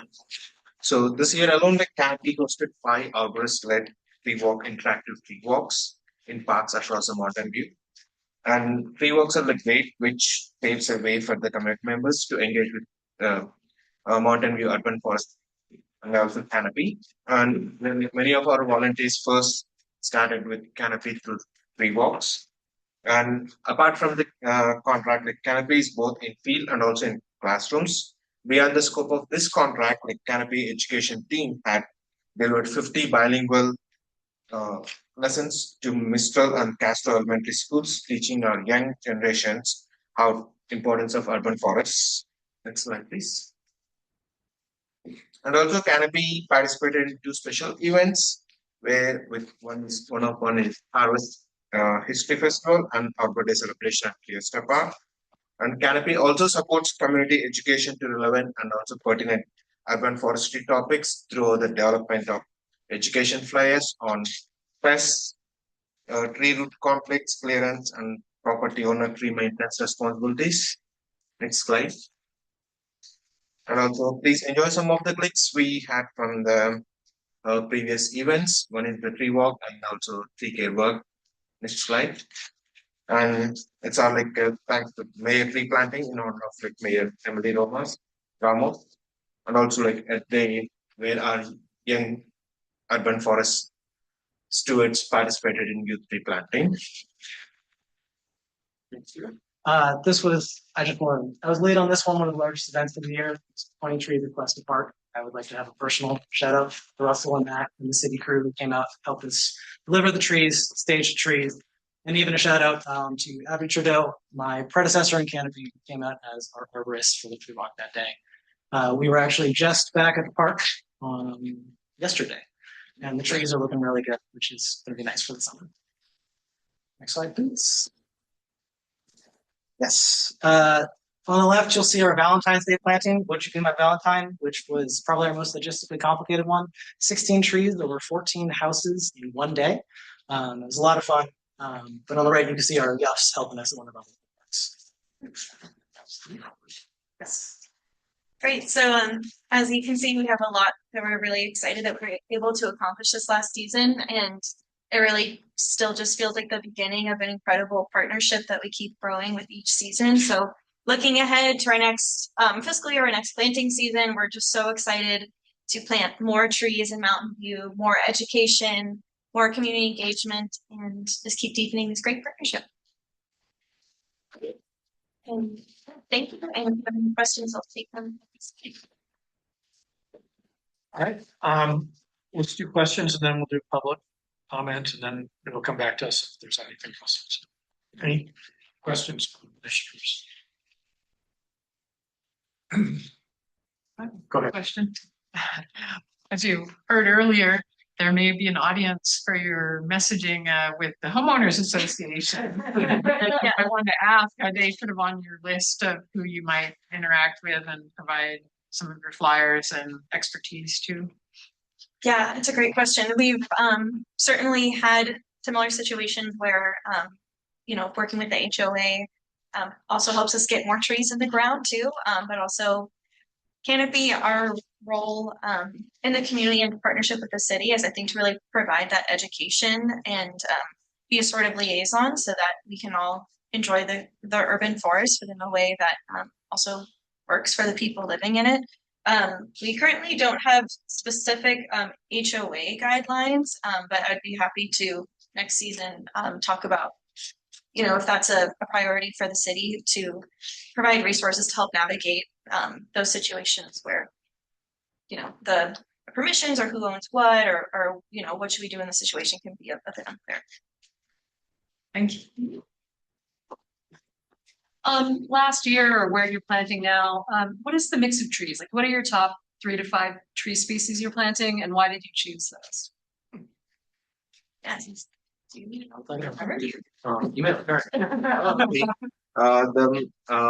mix of trees were like most of them are oaks, the first one, and then we went for some crepe metals and also Chinese pistache. So those are, I would say, these are the top 3. And the reason we selected was like all trees were like giving like more amount of canopy, since our goal is to increase urban canopy within the urban areas. So they're like mix of native and also adaptable species, which we don't have any non-invasive, and also like non-native, which are like invasive species. Any questions? This is actually maybe a question more to staff. What is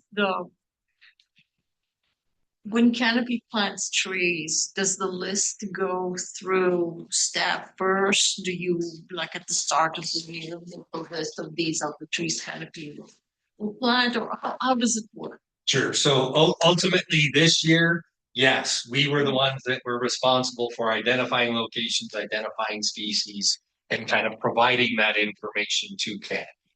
In the future, we kind of were talking before the meeting or otherwise, there's a lot of things we're going through. Get off topic a little bit. it's looking like we're finally going to have our funding for canopy converted to a more permanent status. We've been operating on one-time funding for the last couple of years. So it looks like we're finally getting that permanent. Knock on wood, that happens in the budget that's upcoming.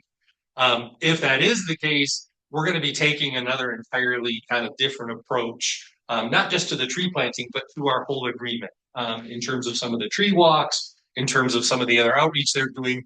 We want to just kind of go back and have another conversation. So we're expecting that next week we'll be sitting down with them and kind of revising our scope and kind of figuring out where we want to go as we move forward. But yeah, the hope would be, again, because we're somewhat limited with resources or otherwise, to perhaps be able to rely on canopy if we give them locations or otherwise, I'll say general locations, parks or otherwise, that maybe they are the ones that are going out there identifying the specific location, species or otherwise. And yes, we would still have that come back to us for approval. If I may add a little to that, we, for a lot of the street trees, we're pretty much always going with Matthew Feistamel as our basically our close confidant. He always does a stamp of approval on the trees we choose. And we're still picking from a list that the city has provided, ones that you guys are down to have in your parks and on your street tree locations. Yeah, street trees is a more challenging conversation with property owners to make sure that they're happy with what's going to be planted in front of their home. We like to provide options so they take ownership of their tree. Right. To that point, how familiar are you with the City of Mountain View's draft biodiversity plan, which helps inform particularly public plantings, but it's certainly a document that we'd like to see the community well educated on. Yeah, we are familiar and we were involved in the community surveying portion of it. So about a year or two ago, I think we were tabling at Mountain View events, collecting input through the surveys, which were then used to inform the outcomes and the recommendation of the plan. And I see that being a goal is for Canopy to help execute and enhance the community education goals and having the community members be aware of this incredible document that was just made, and then also supporting the urban forestry goals within it. Right, to help convey those out. You work with Palo Alto also, right? We do. Yes. Any other municipalities? East Palo Alto. And we recently are contracted with the city of Menlo Park as well. For Bellhaven neighborhood specifically. A good regional canopy. Yeah, yeah, absolutely. Thanks a lot for your work. Of course. The individual beneficiary of Great stuff. We have a canopy tree or two. So, Commissioner Bryan is going to continue with the question. Yes, so it's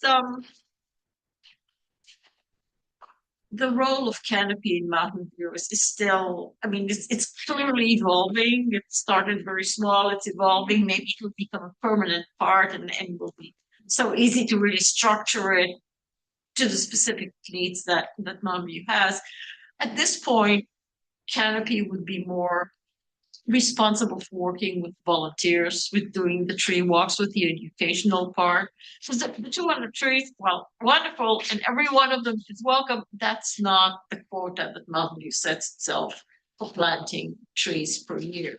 So the planting is also being done by the city, by other contractors, whereas canopy is like the educational volunteer outreach. That's the definition of the role. Am I correct in that? Historically, yes, but that is part of what we've been transitioning them to be more active in the tree planting, because ultimately when we plant by contractor or otherwise, we just don't see the same level of results. We see more tree fatalities, decline challenges, that by working with canopy to do the majority of our tree planting, they get that education to the property owners as a part of the planting process. They follow up with that owner to make sure that they're maintaining it, it's watering it, they have any other challenges. And so, yes, the education part of that is the most critical piece for the planting as well. But yeah, that was part of the conversation we had with them earlier, is that looking at what we have going forward, canopy, per the bio plan, ultimately we have a goal of planting 300 new unique trees every year. That is kind of what they've accomplished this year. There were a few of those that were replants, But going forward, we really need to be able to separate that. Our mitigation money is strictly to plant replacement trees. To plant new trees, the 300 trees we're talking about, it's going to be a challenge for them to ramp up and kind of achieve some of that with the volunteers or otherwise. And so there may still be some instances, roadway medians or otherwise, where it's challenging for volunteers, et cetera. Those are still likely to be done by us, but in those cases, we ultimately have more control over the irrigation. We have more control over monitoring them with our contractors that are doing the landscape maintenance, et cetera. And so it's going to be a balance. But ultimately, any of the plantings that they're able to achieve, I want to try and use them as much as I possibly can. Because of those extra outreach, because of that extra education, I just think it's invaluable. So this goes a little beyond canopy, but I'm turned out this year. Moving forward, I hope that the PRC will get a clear understanding and participation with the city in how this is all going to be structured.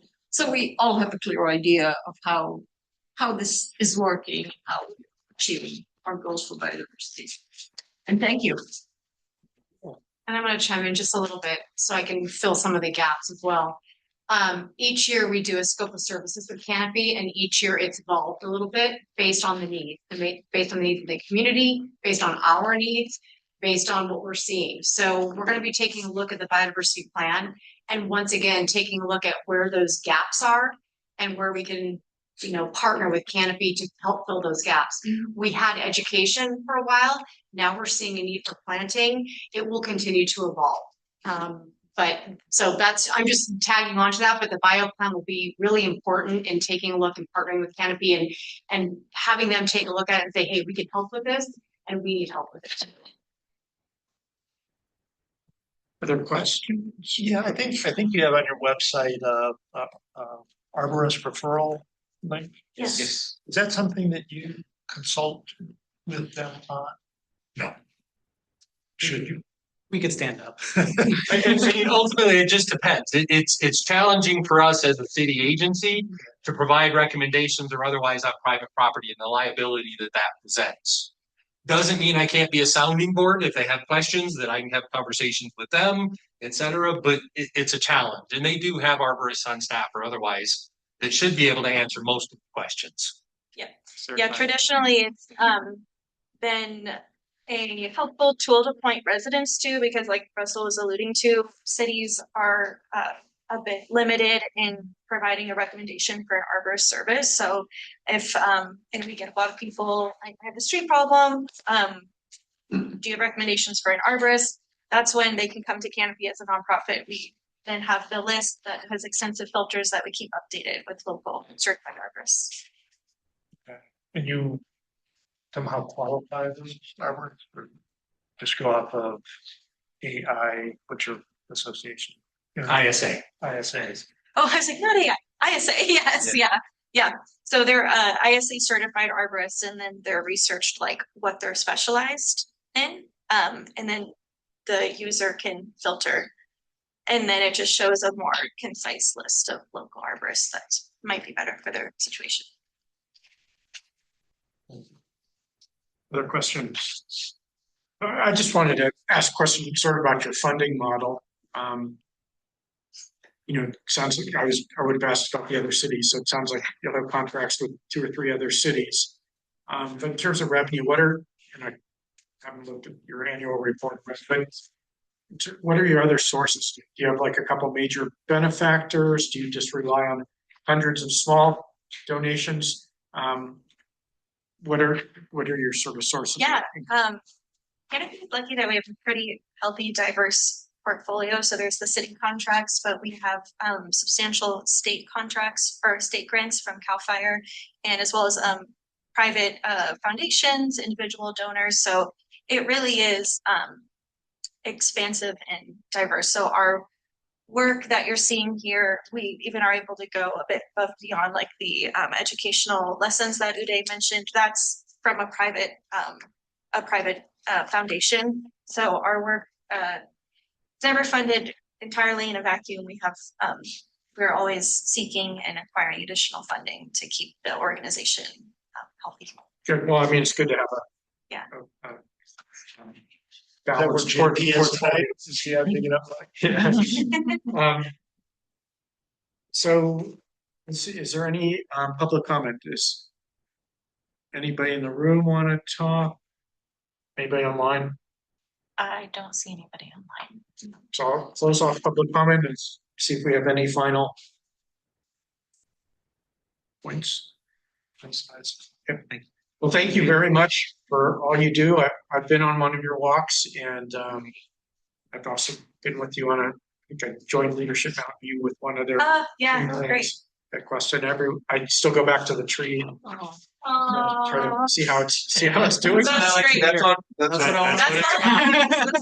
That's what we hope for.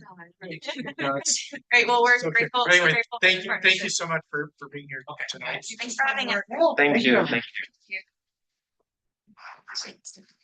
All right, so if I can really quick, I also would kind of having a conversation on the side here. Not necessarily related to canopy, but we kind of passed along some information about invasive shotwell borer to you all. And I just wanted to kind of throw out some additional information. Ultimately, we believe we have found one tree out towards Montaloma, San Ramon specifically is the street, that we believe is infected. Unfortunately, the first results that we've got back for the pest actually comes back to something different. It may not be the invasive shotwell borer, but we have a secondary test that there is a very specific fusarium fungus that they carry. That test, for some reason, has been delayed, and we're not quite sure. So we're trying to figure out what's going on with that test because that's going to be the more definitive. But ultimately, kind of, we already had a plan in process. We knew that this pest was coming. Having come from San Jose, it was a pest that we discovered in San Jose literally about 6 months before I left. It has exploded in San Jose to hundreds and thousands of trees that they're currently trying to manage. It has also moved up to Sunnyvale. They have confirmed the presence in Sunnyvale. We believe we have it on that one tree, but we've got to confirm that. In the interim, we started a trapping program. Those traps were actually set out on Monday. If you go to our urban forestry page, we actually have that map up on the page. So it will show those trap locations. As we start getting results from those, we will be posting those results on that very same web page. So each day every 2 weeks or so, we're going to be inspecting those traps. Those results that we get, we will then put back up onto the website. We're going to be tracking that trap, as well as we're going to be physically monitoring that area around San Ramon, because again, we're just not confident that those test results are accurate, I'll say. So we may do some monitoring of that specific neighborhood, looking at specific trees, making sure it's not expanding at a rapid rate. Ultimately, it is a pest that is very, very difficult to control. Everywhere else that it has come in, it has been just simply managing the decline of some of these amplifier trees or otherwise that really start to spread the pest. They are so infested, they're laying so many eggs that they're kind of amplifying the presence of that. And so the key is, when we get to that stage, this will all be on the website again, less than 50 trees we consider a minor infestation, up to 100, or excuse me, less than 50 strikes we consider minor, up to 100 we consider it as moderate. More than 150 strikes on a tree, it becomes excessive, more problematic. There are treatments, there are chemical applications that we can do to kind of reduce those spread, that infection process.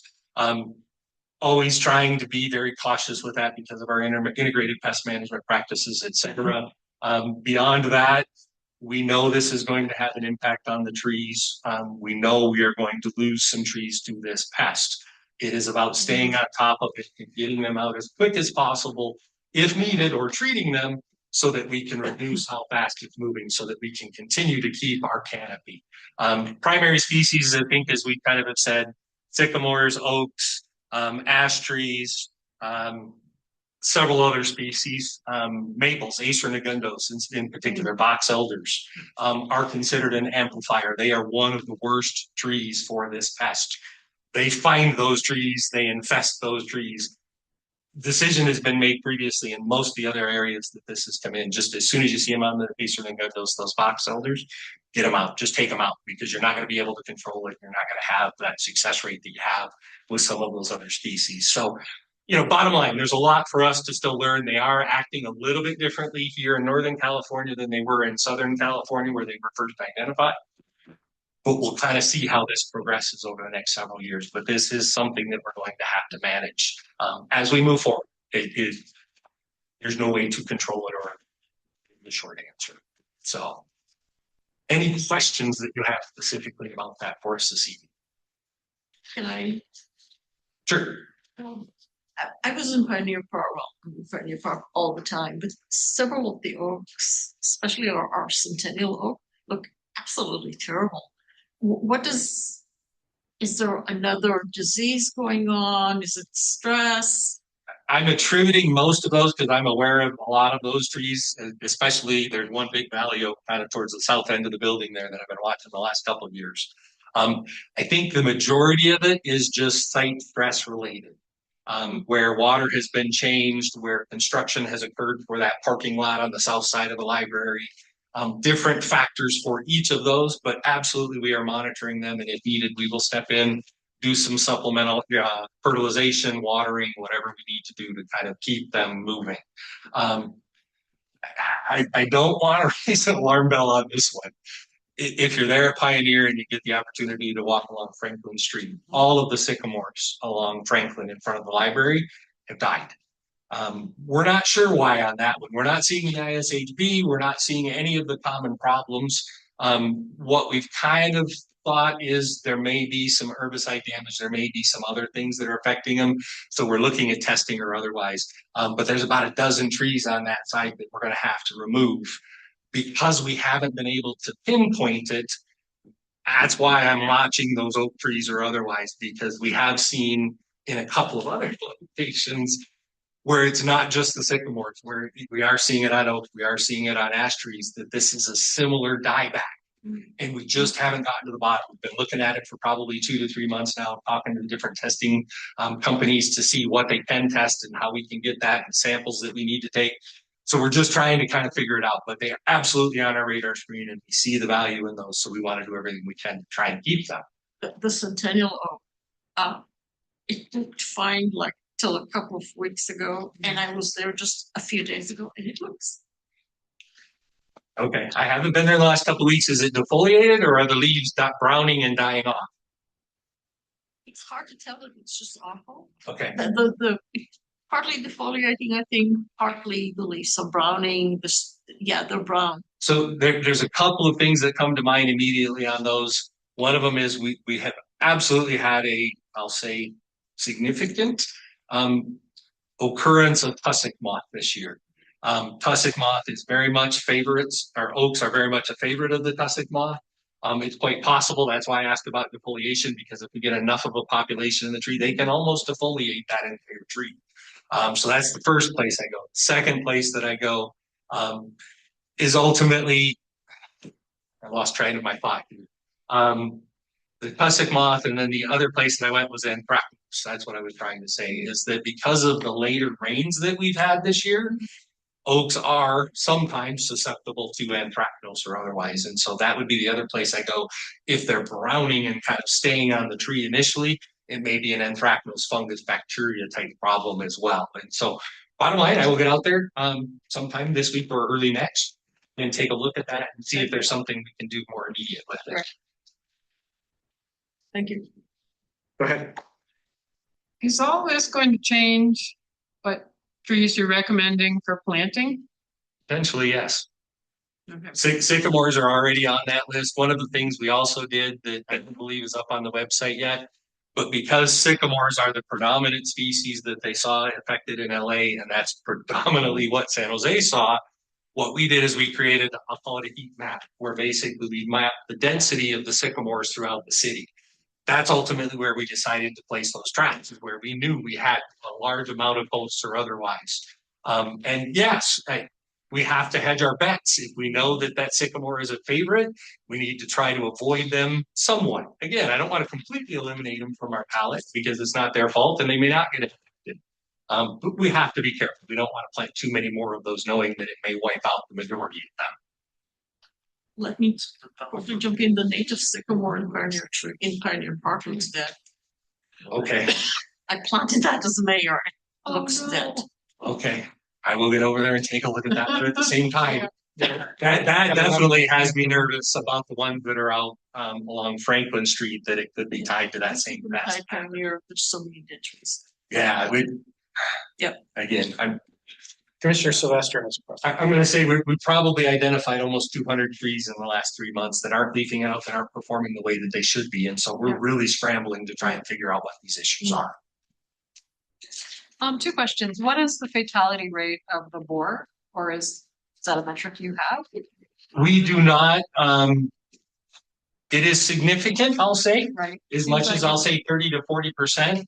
Long term, it is almost always fatal. Even management, all you're doing is slowing the progression of it. The way that the pest operates is ultimately it bores into the tree and then it lays this fungus down. Once it's in the tree and it lays that fungus, we're not getting rid of the pest and we're not getting rid of the fungus. And so it's just about keeping the populations low enough to where they don't galvanize the tree so much that it completely shuts down and dies. But I'm going to say it's 100% mortality. But ultimately, it's about managing it to where, quick death, I'll say less than 30%.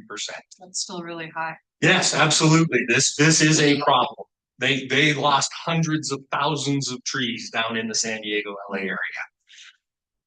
And a quick question, you mentioned the trees on Franklin. One thing you're looking at, it might be herbicides? Potentially, yes.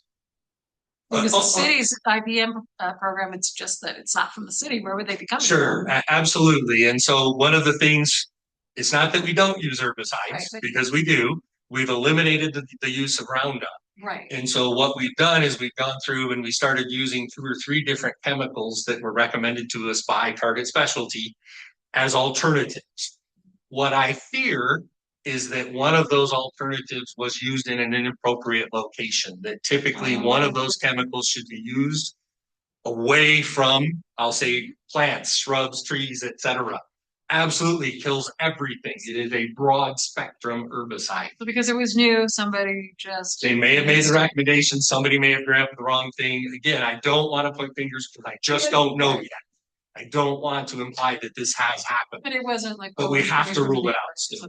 Yeah, it just, when I look at these trees and ultimately I rely on my colleagues. I was at a conference about 3 weeks ago and well, actually 4 or 5 weeks ago now. And I was going around to all of my industry professionals from LA that have dealt with the ISHB, that have dealt with all kinds of things. Almost unanimously, all of them were pointing towards herbicide damage. That's what's got me looking at herbicide damage. The problem is it's not easy to test for herbicide damage. It's very, very expensive, and you have to know specifically which chemical was used. It's almost like you have to rule everything else out first. Almost like, yes. And so again, we're working on that. I just got an email today from the testing company where I feel like we're finally going to be able to test for the one chemical in particular that I'm concerned with. I just don't know if it's going to give us the results because they say that they can only test water and we don't have water per se. And so what we're talking to them about right now is it possible that if we take a gallon of soil and we put in 3 gallons of water and we make ourselves a nice compost tea or otherwise, and then we filter that into just a solution of water, are you still able to test? And they feel like they're going to be able to do that for us. And so, again, that's my challenge. Is I have to start ruling things out one by one and try and get this under control because knowing the ISHB is here, do not feel any of these trees are related to that. We're not seeing the strikes. We're not seeing the pest. We're not seeing anything. But it's a problem. A year and a half from when we first saw symptoms at the Franklin Library to where they are completely dead at this point, and you have to remove and replace them. That is not typical. There's something going on. Do you know what you'll replace them with? Are you going to? We haven't even gotten that far yet. You don't know if there's a susceptibility of a certain tree. Correct. That's where it goes back to. We're likely to remove them over the summer. That we're going to get them out, and the hope would be we're going to replant them this fall as a part of all of our planting this winter. But haven't made any decisions on species because I just don't know what my problem is yet. I have to pick appropriately to avoid future problems. Okay. Unless there's compelling extra questions, I'd like to move us along to our next agenda item. Thank you very much. Absolutely. Thank you all. And Allison, do we still need time to do the setup? Just a minute or so to get connected to the Zoom.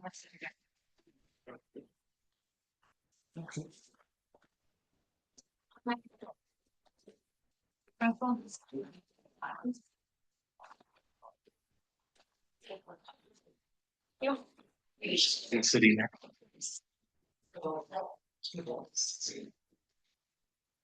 All right, our next item is item 5.4. And this will be the fiscal year 26-27 operating budget. And Lindsay Wong will be our presenter, and she's just getting set up now, so Just 1 second, thank give you. it a second.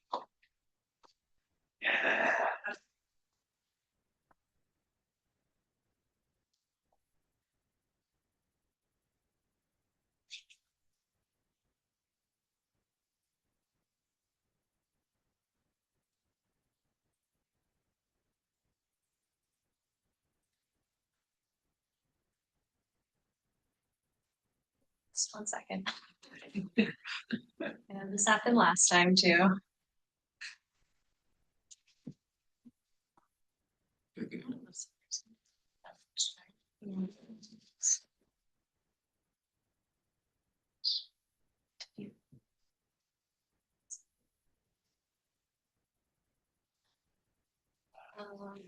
One sec. Here, just put it on my.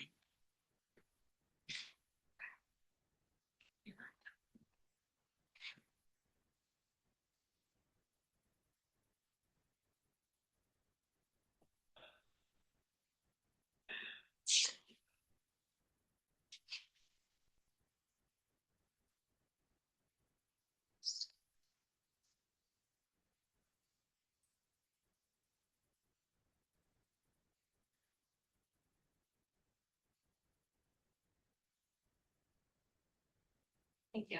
You're good? Yeah, thank you. One of these days I'm gonna get it back. Okay, good evening, commissioners. I'm Lindsay Wong, Senior Management Analyst for the Community Services Department. And tonight I'm here to present to you CSD's recommended operating budget adjustments for fiscal year 26-27. The recommended budget was presented to City Council last night, and the final budget will go to Council for adoption later in June. Next slide. Tonight's presentation, I will go over recommended budget adjustments for parks, forestry, shoreline, and recreation programs and services. So first, our CSD's recommended non-discretionary expenditure adjustments. So non-discretionary adjustments are typically related to contractual rate increases or other adjustments that are considered necessary to continue existing levels of service. So the first non-discretionary budget item for CSD is the ActiveNet fee increase.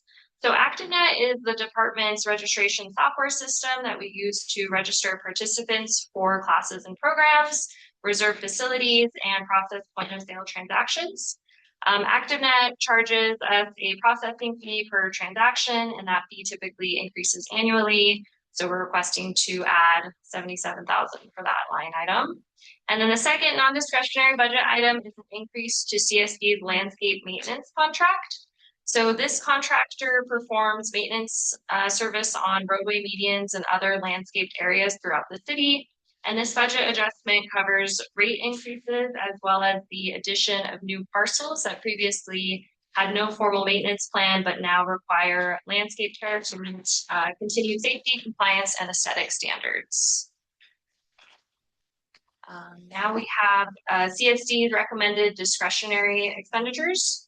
So for recreation, we have the Pride Celebration event. The inaugural Pride event was held last year, and CSD will be hosting the 2026 event next Saturday, June 20th, which we hope you can all attend.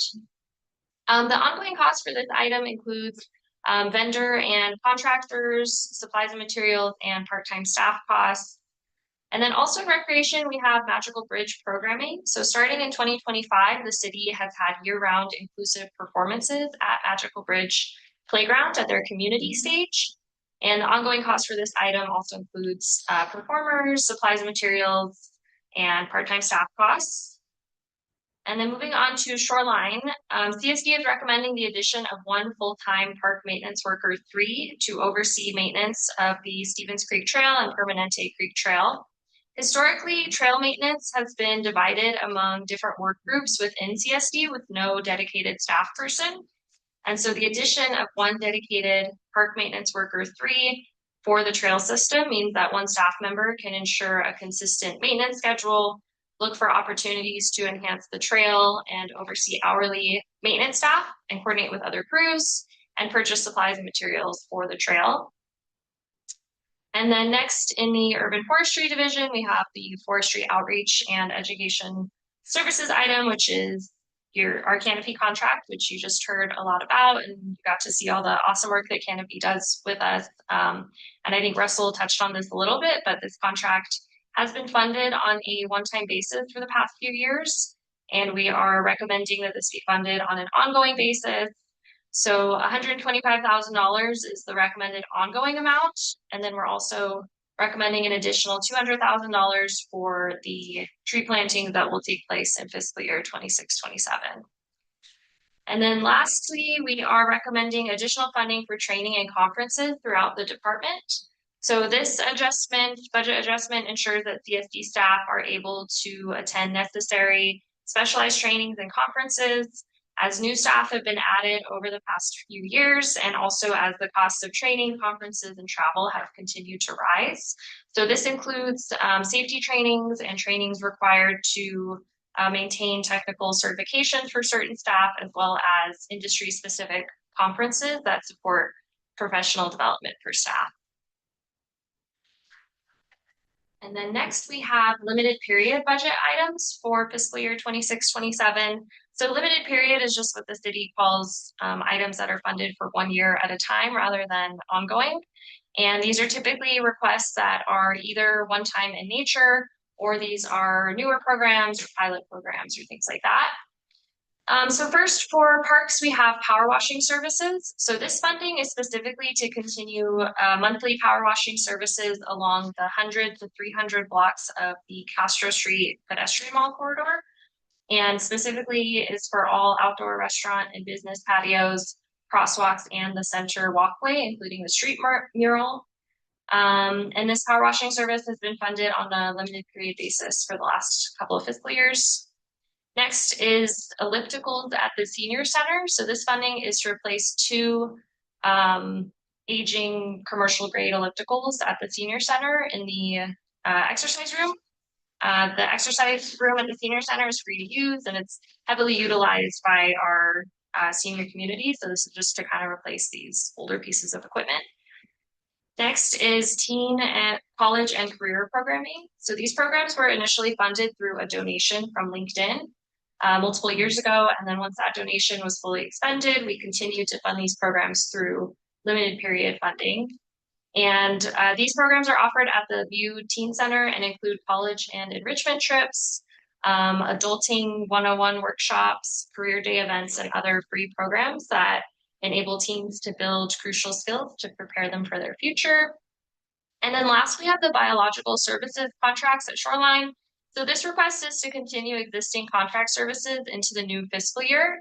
At the same time, CSD is currently working with a consultant and our HR department to review and update the job description of the wildlife preservation coordinator in order to establish a plan for ongoing biological and environmental support at Shoreline. The contractors are currently responsible for surveying and monitoring wildlife, developing monitoring plans for habitat enhancement projects, and other services required to support the goals outlined in the Burrowing Owl Preservation Plan and the Shoreline Wildlife Management Plan. And then lastly, we have capital outlay items. So capital outlay items are typically pieces of equipment or sometimes minor building improvements that are basically less costly than a full capital improvement project.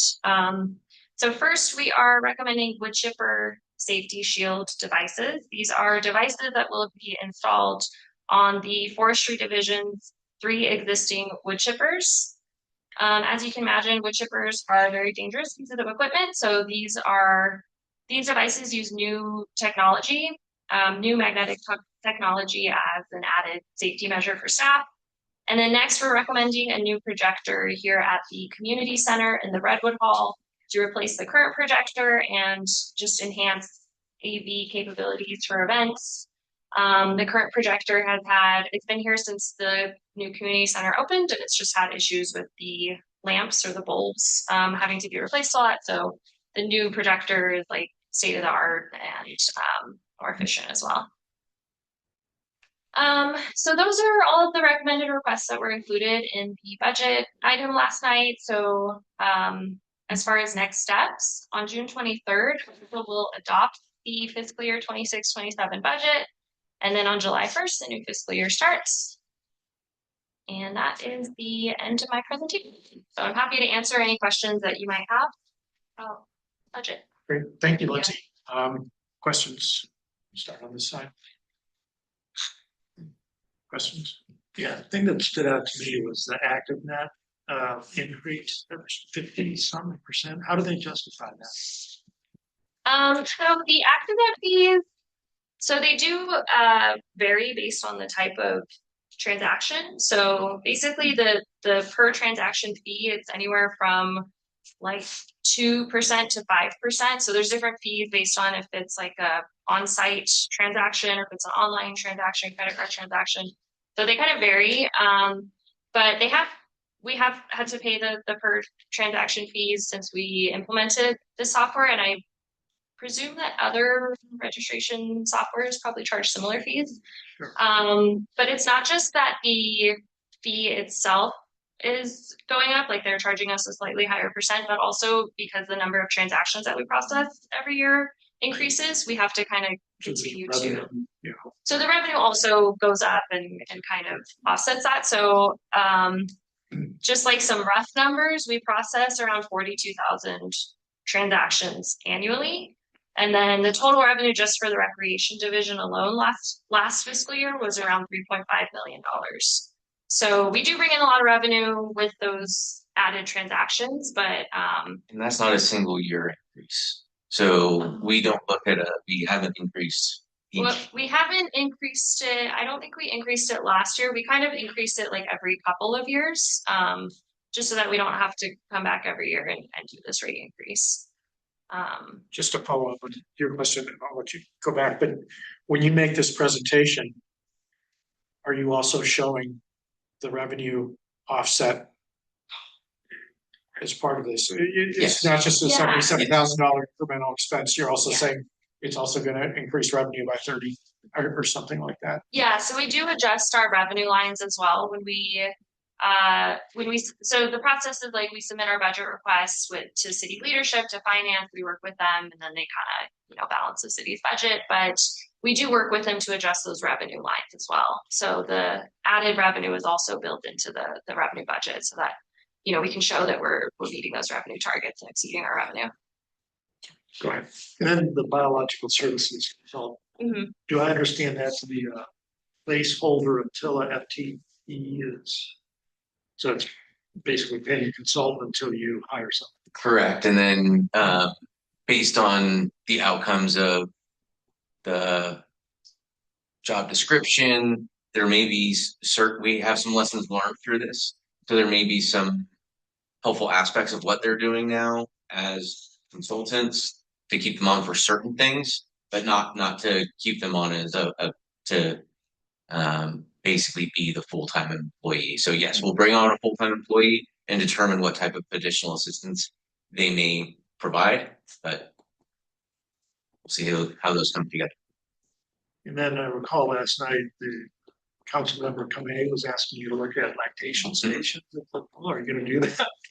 So the council did not give us direction last night that what we were asked to do was to look at it for future reference. And so the library director emailed me today with a little more information. I have to look at how large it is, can we accommodate it, and what the best location would be.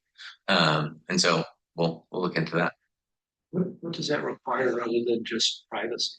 Is there? That's you've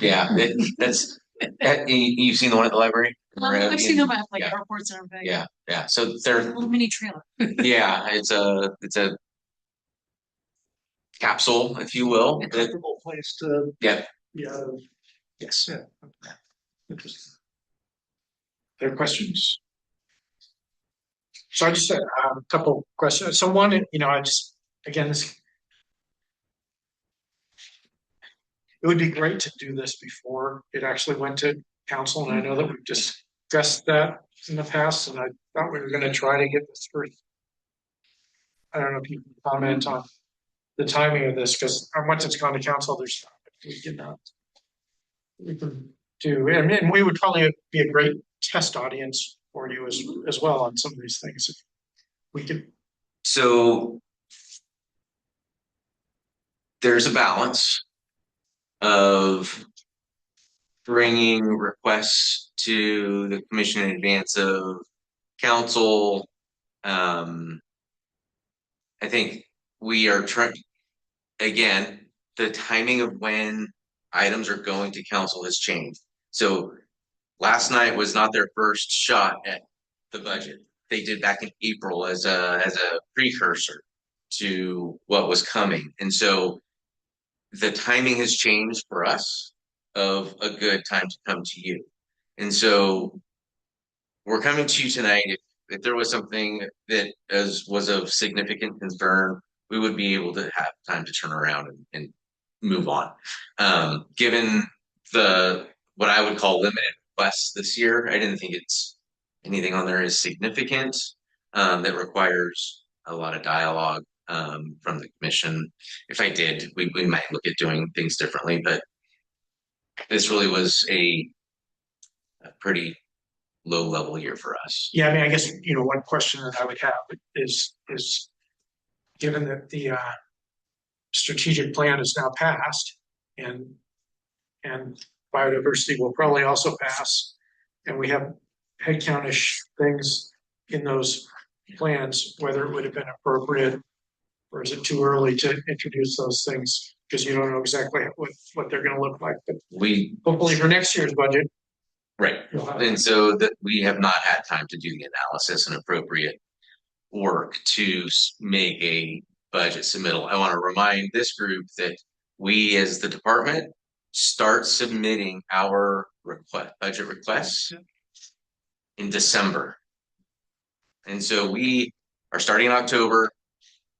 Everything funnels through me before it gets moved on. Then we submit it. We come back in January, February, we meet with finance, then we meet with city manager and others. And through that process, our requests start coming down even more to get to this point. And so looking at that timeline, it would be impractical for us to be in a position to make those requests right. Okay. Yeah, and maybe, I don't know if there's mid-year opportunities to, because I do a mid-year. Yes, correct. Look at, and then just one question, you sort of touched on it. So you watched, but how did council react to the community service division request? Other than the question regarding the lactation area, there were no questions. I have not received any specific questions through the process related to our requests. Okay, and the budget overall for the city that was presented was okay? I mean, It was balanced. Yeah, I mean, there wasn't some top-down thing that says, hey, this is a little too much, we need to cut 10% or something. No. Okay. Great. That question. Go ahead. So soon, would you be able to share how you proceed working with us in developing budget related matters for the strategic plan and the biodiversity plan? I realize you might not be able to sit here and answer that question right now, but I mean, just looking out over the next year, it would be really nice to know whether there's any input points where there's decisions or, things that we could assist you with. So, because it would be a shame to be in the same place next year. Understood. Yeah. In relation to the plans and the way that we're moving forward. A couple of things to respond to the question. Number one is some of the short-term action steps that have been identified specifically with the Parks and Rec strategic plan. Many of those are almost cost neutral, looking at our existing codes policies, that type of thing. Staff time, but not a lot of expenditure. As we look to looking at full-time and headcount, there's still a lot of work that needs to be done to be able to bring forward a good solid plan of what that looks like. And so as we move forward on that, we'll continue that conversation. Yeah, I mean, I think, this group is interested in the budget implications as well, and I'm sure the public is too. And we'll be bringing specific actions, those actions that are identified, we'll be bringing those to you as they're being worked on, produced. I see a lot of them just being one at a time, that we're going to be bringing some of those items. Because they're revenue neutral and you're able to plan the staff time or piggyback on something else. Yeah. Yeah. So it's just more thinking about like how you might change, how you would be, changing your processes, because now you'll be working with these other departments and, yes, all that. And some of it may require some initial effort, and so that we can determine the type of help we need, right? And so Brenda for the biodiversity, she'll be taking the lead in working with the cross-departmental team, looking to identify what those actions are, and then there's going to come a point she's going to be able to identify this is the type of position we're going to need to support that. And so it's going to be a little not necessarily, it's not necessarily going to all be capital improvement budget. It's going to, some of it fall into the head count. Yes. Departmental. Anything else? No, this sounds like you're gonna need some money to combat that old boars. So I'm gonna put in 10 grand for that. So let me check and see if there's any public comment. Anything online? No. All right, so unless there are any other comments on this one, we'll close this one off. Thank you very much, Lindsay. We'll now move on to item 6, commission and staff announcements, updates. Director Marchand. It's going to be quick. Just a reminder, we are meeting again next week. We'll be at City Hall. It is 2 more heritage tree appeals, plus we'll be looking at our work plan for the upcoming year. I sent out an email to the group in advance of the council meeting. Last night, council did approve the purchase of the additional property at 975 Caravella. So that is a 0.86 acre parcel to take what was the parcels we had already taken and brought together. That was 2.4. With this addition, we are now at 3.2. So really bringing us to what the size of Pyramid Park is, and that's significant. So being able to bring multiple properties together in this area was significant for us. And in addition to that area being in need of parks, that area is going to be expanding as we look at what type of development is on the horizon. There's some pretty significant development that's scheduled to go in that area. So this is certainly much needed. As Lindsay stated, Pride event, June 20th, downtown. Please join us. This week was and is our training week for all of our summer staff and lifeguards. So it's been busy here. And then all of our city sponsored and supported camps start next week. And there are a number of events and camps taking place out at Sailing Lake. The Sailing Lake Cafe is under construction right now. That continues to stay on track. But the Sailing Lake itself continues to be operational and supporting summer camps out there. So those are my updates. Let me ask you a question on World Cup. Yep. Are you involved in any of the downtown festivities for World Cup? And then also think I saw there's something happening at Quetta Park. Is that something that you guys are overseeing? I have staff involved with economic development. Yes, and so foot golf. I believe that's kicking off tomorrow. And so that was from recreation manager Colin James has been involved in that. And then downtown, I forget the dates, but where the old Wells Fargo was next to City Hall, and that parking lot is currently closed to public access. That property owner has allowed the city to install a soccer pitch, if you will, like a 5-on-5 soccer pitch for the duration of the World Cup.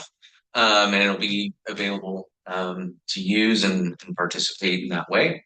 And so, yes, staff has been involved in the development of these activities. And I know that they've been trying to work with the with businesses to get them involved. As well as the youth sports organizations. I believe it's AYSO is doing some outreach to the community, actually doing some free soccer camp type of activities, drop in to support the activities. The San Jose Earthquakes, actually, their mascot Q will be coming out and playing some foot golf out at Cuesta one day.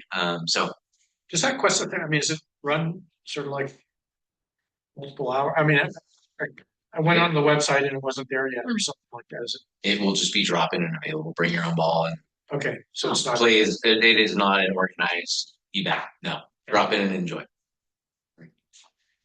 Go ahead. Someone last night at council, I think it was a member of the public, mentioned that there was another property that just came for sale near the Terabella Park.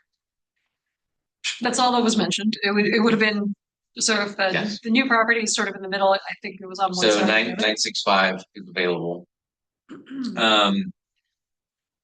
So when it comes to property acquisition, I will say that this was a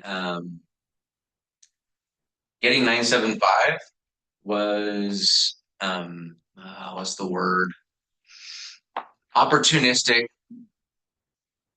The perfect storm came together. And the funds available were in place. We were able to take advantage of it. At this time, I don't have the available funds to purchase an additional property in this location. I basically used the funding we had left in this area to put towards the purchase, and then also the design and construction as part of the overall. So at the moment, as much as I would like to, that's just not in the cards right now. We know the property owner, and I don't think it's going to be picked up anytime soon. So it's an opportunity for down the road if nothing else comes to fruition. We will keep our eye on it if and when we have some additional funds to put that. Can you do a loan, an internal transfer from another plant, understanding that development is coming in that area and there will probably be replacement fees? Can you have other? We are having some of those conversations now. You know, so for example, that measure G. You know, we got 1.5 million. Do you already, is that 1.5 already used for this? I mean, it's just a start. I will tell you, as soon as anybody heard I had $1.5 million, everybody wanted to spend it. So yes, it's the new community development director came up with this term was, you know, a lot of times we have money that is very strictly available for certain things. The 1.5 is almost what he calls rainbow pellet. We can use it where we need to and when we need to. One of the items that I don't have funding for right now, and I am trying to save a little pot of money, is to design and construct Calderon Park. So I'm trying to trying to keep hands off because we've had the property for a while.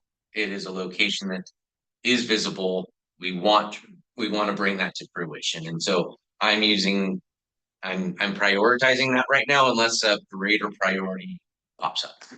And at 1.5, we're not able to purchase another piece of property. No. With all due respect, though, the chances of buying land where we want it, that will make it a really almost unthinkable, a large part seems to take priority over everything. So you were saying that you have the money for buying and planning and building. It seems like it's better to wait a little with the design maybe and just get the land together, because those It's still not enough funding. I would if I could, if it made sense right now, that and the timing that we need to use some of the funding, it's just not coming together. strategic acquisition, Yes. strategic acquisition fund and all the rest, And everything used up. If you think the price is too high, it's better to let it marinate a while. True. again, we know these property owners very well. And I will say they have been great to work with, and feel the pricing has been good. Okay. It's been fair market value that we've been picking up. Yeah. Okay. Given the type of Still marination may not be a bad thing. Yeah. Any other commissioner questions or announcements? I have one comment. I was actually going to ask whether the city was investigating the condition of Pioneer Park. So now I hear. But a couple of days ago when I was there, I told Cliff that I just didn't want to go to Pioneer Park again for a while because it's really depressing. There's like 5 or 6 trees dying, and the fact that our centennial oak looks close to death. And then clearly Russell is working on it. I think it's a really high priority. But also, when he was mentioning taking out the tree from Franklin, it would be really useful for the community to know about this. Absolutely. Because there is, I mean, I now feel better knowing that he's looking at it. But for my community members walking there and seeing dying trees and seeing all the street trees going out, on the website or a sign to explain what's going on, the city knows, the city is working on it, would be really. We would absolutely do outreach before trees are removed. No, not before trees are removed, but just, yes, before trees are removed, but the park looks pretty closing. Just even on the website to say there is something going on, we're working on it, we're doing our best. Okay. Anything else? All right, our next meeting is next Wednesday, 6 o'clock, Plaza Conference Room at City Hall. And then tentatively, we are off for 3 months, and we will meet here again on September 9th at 6 o'clock. Okay.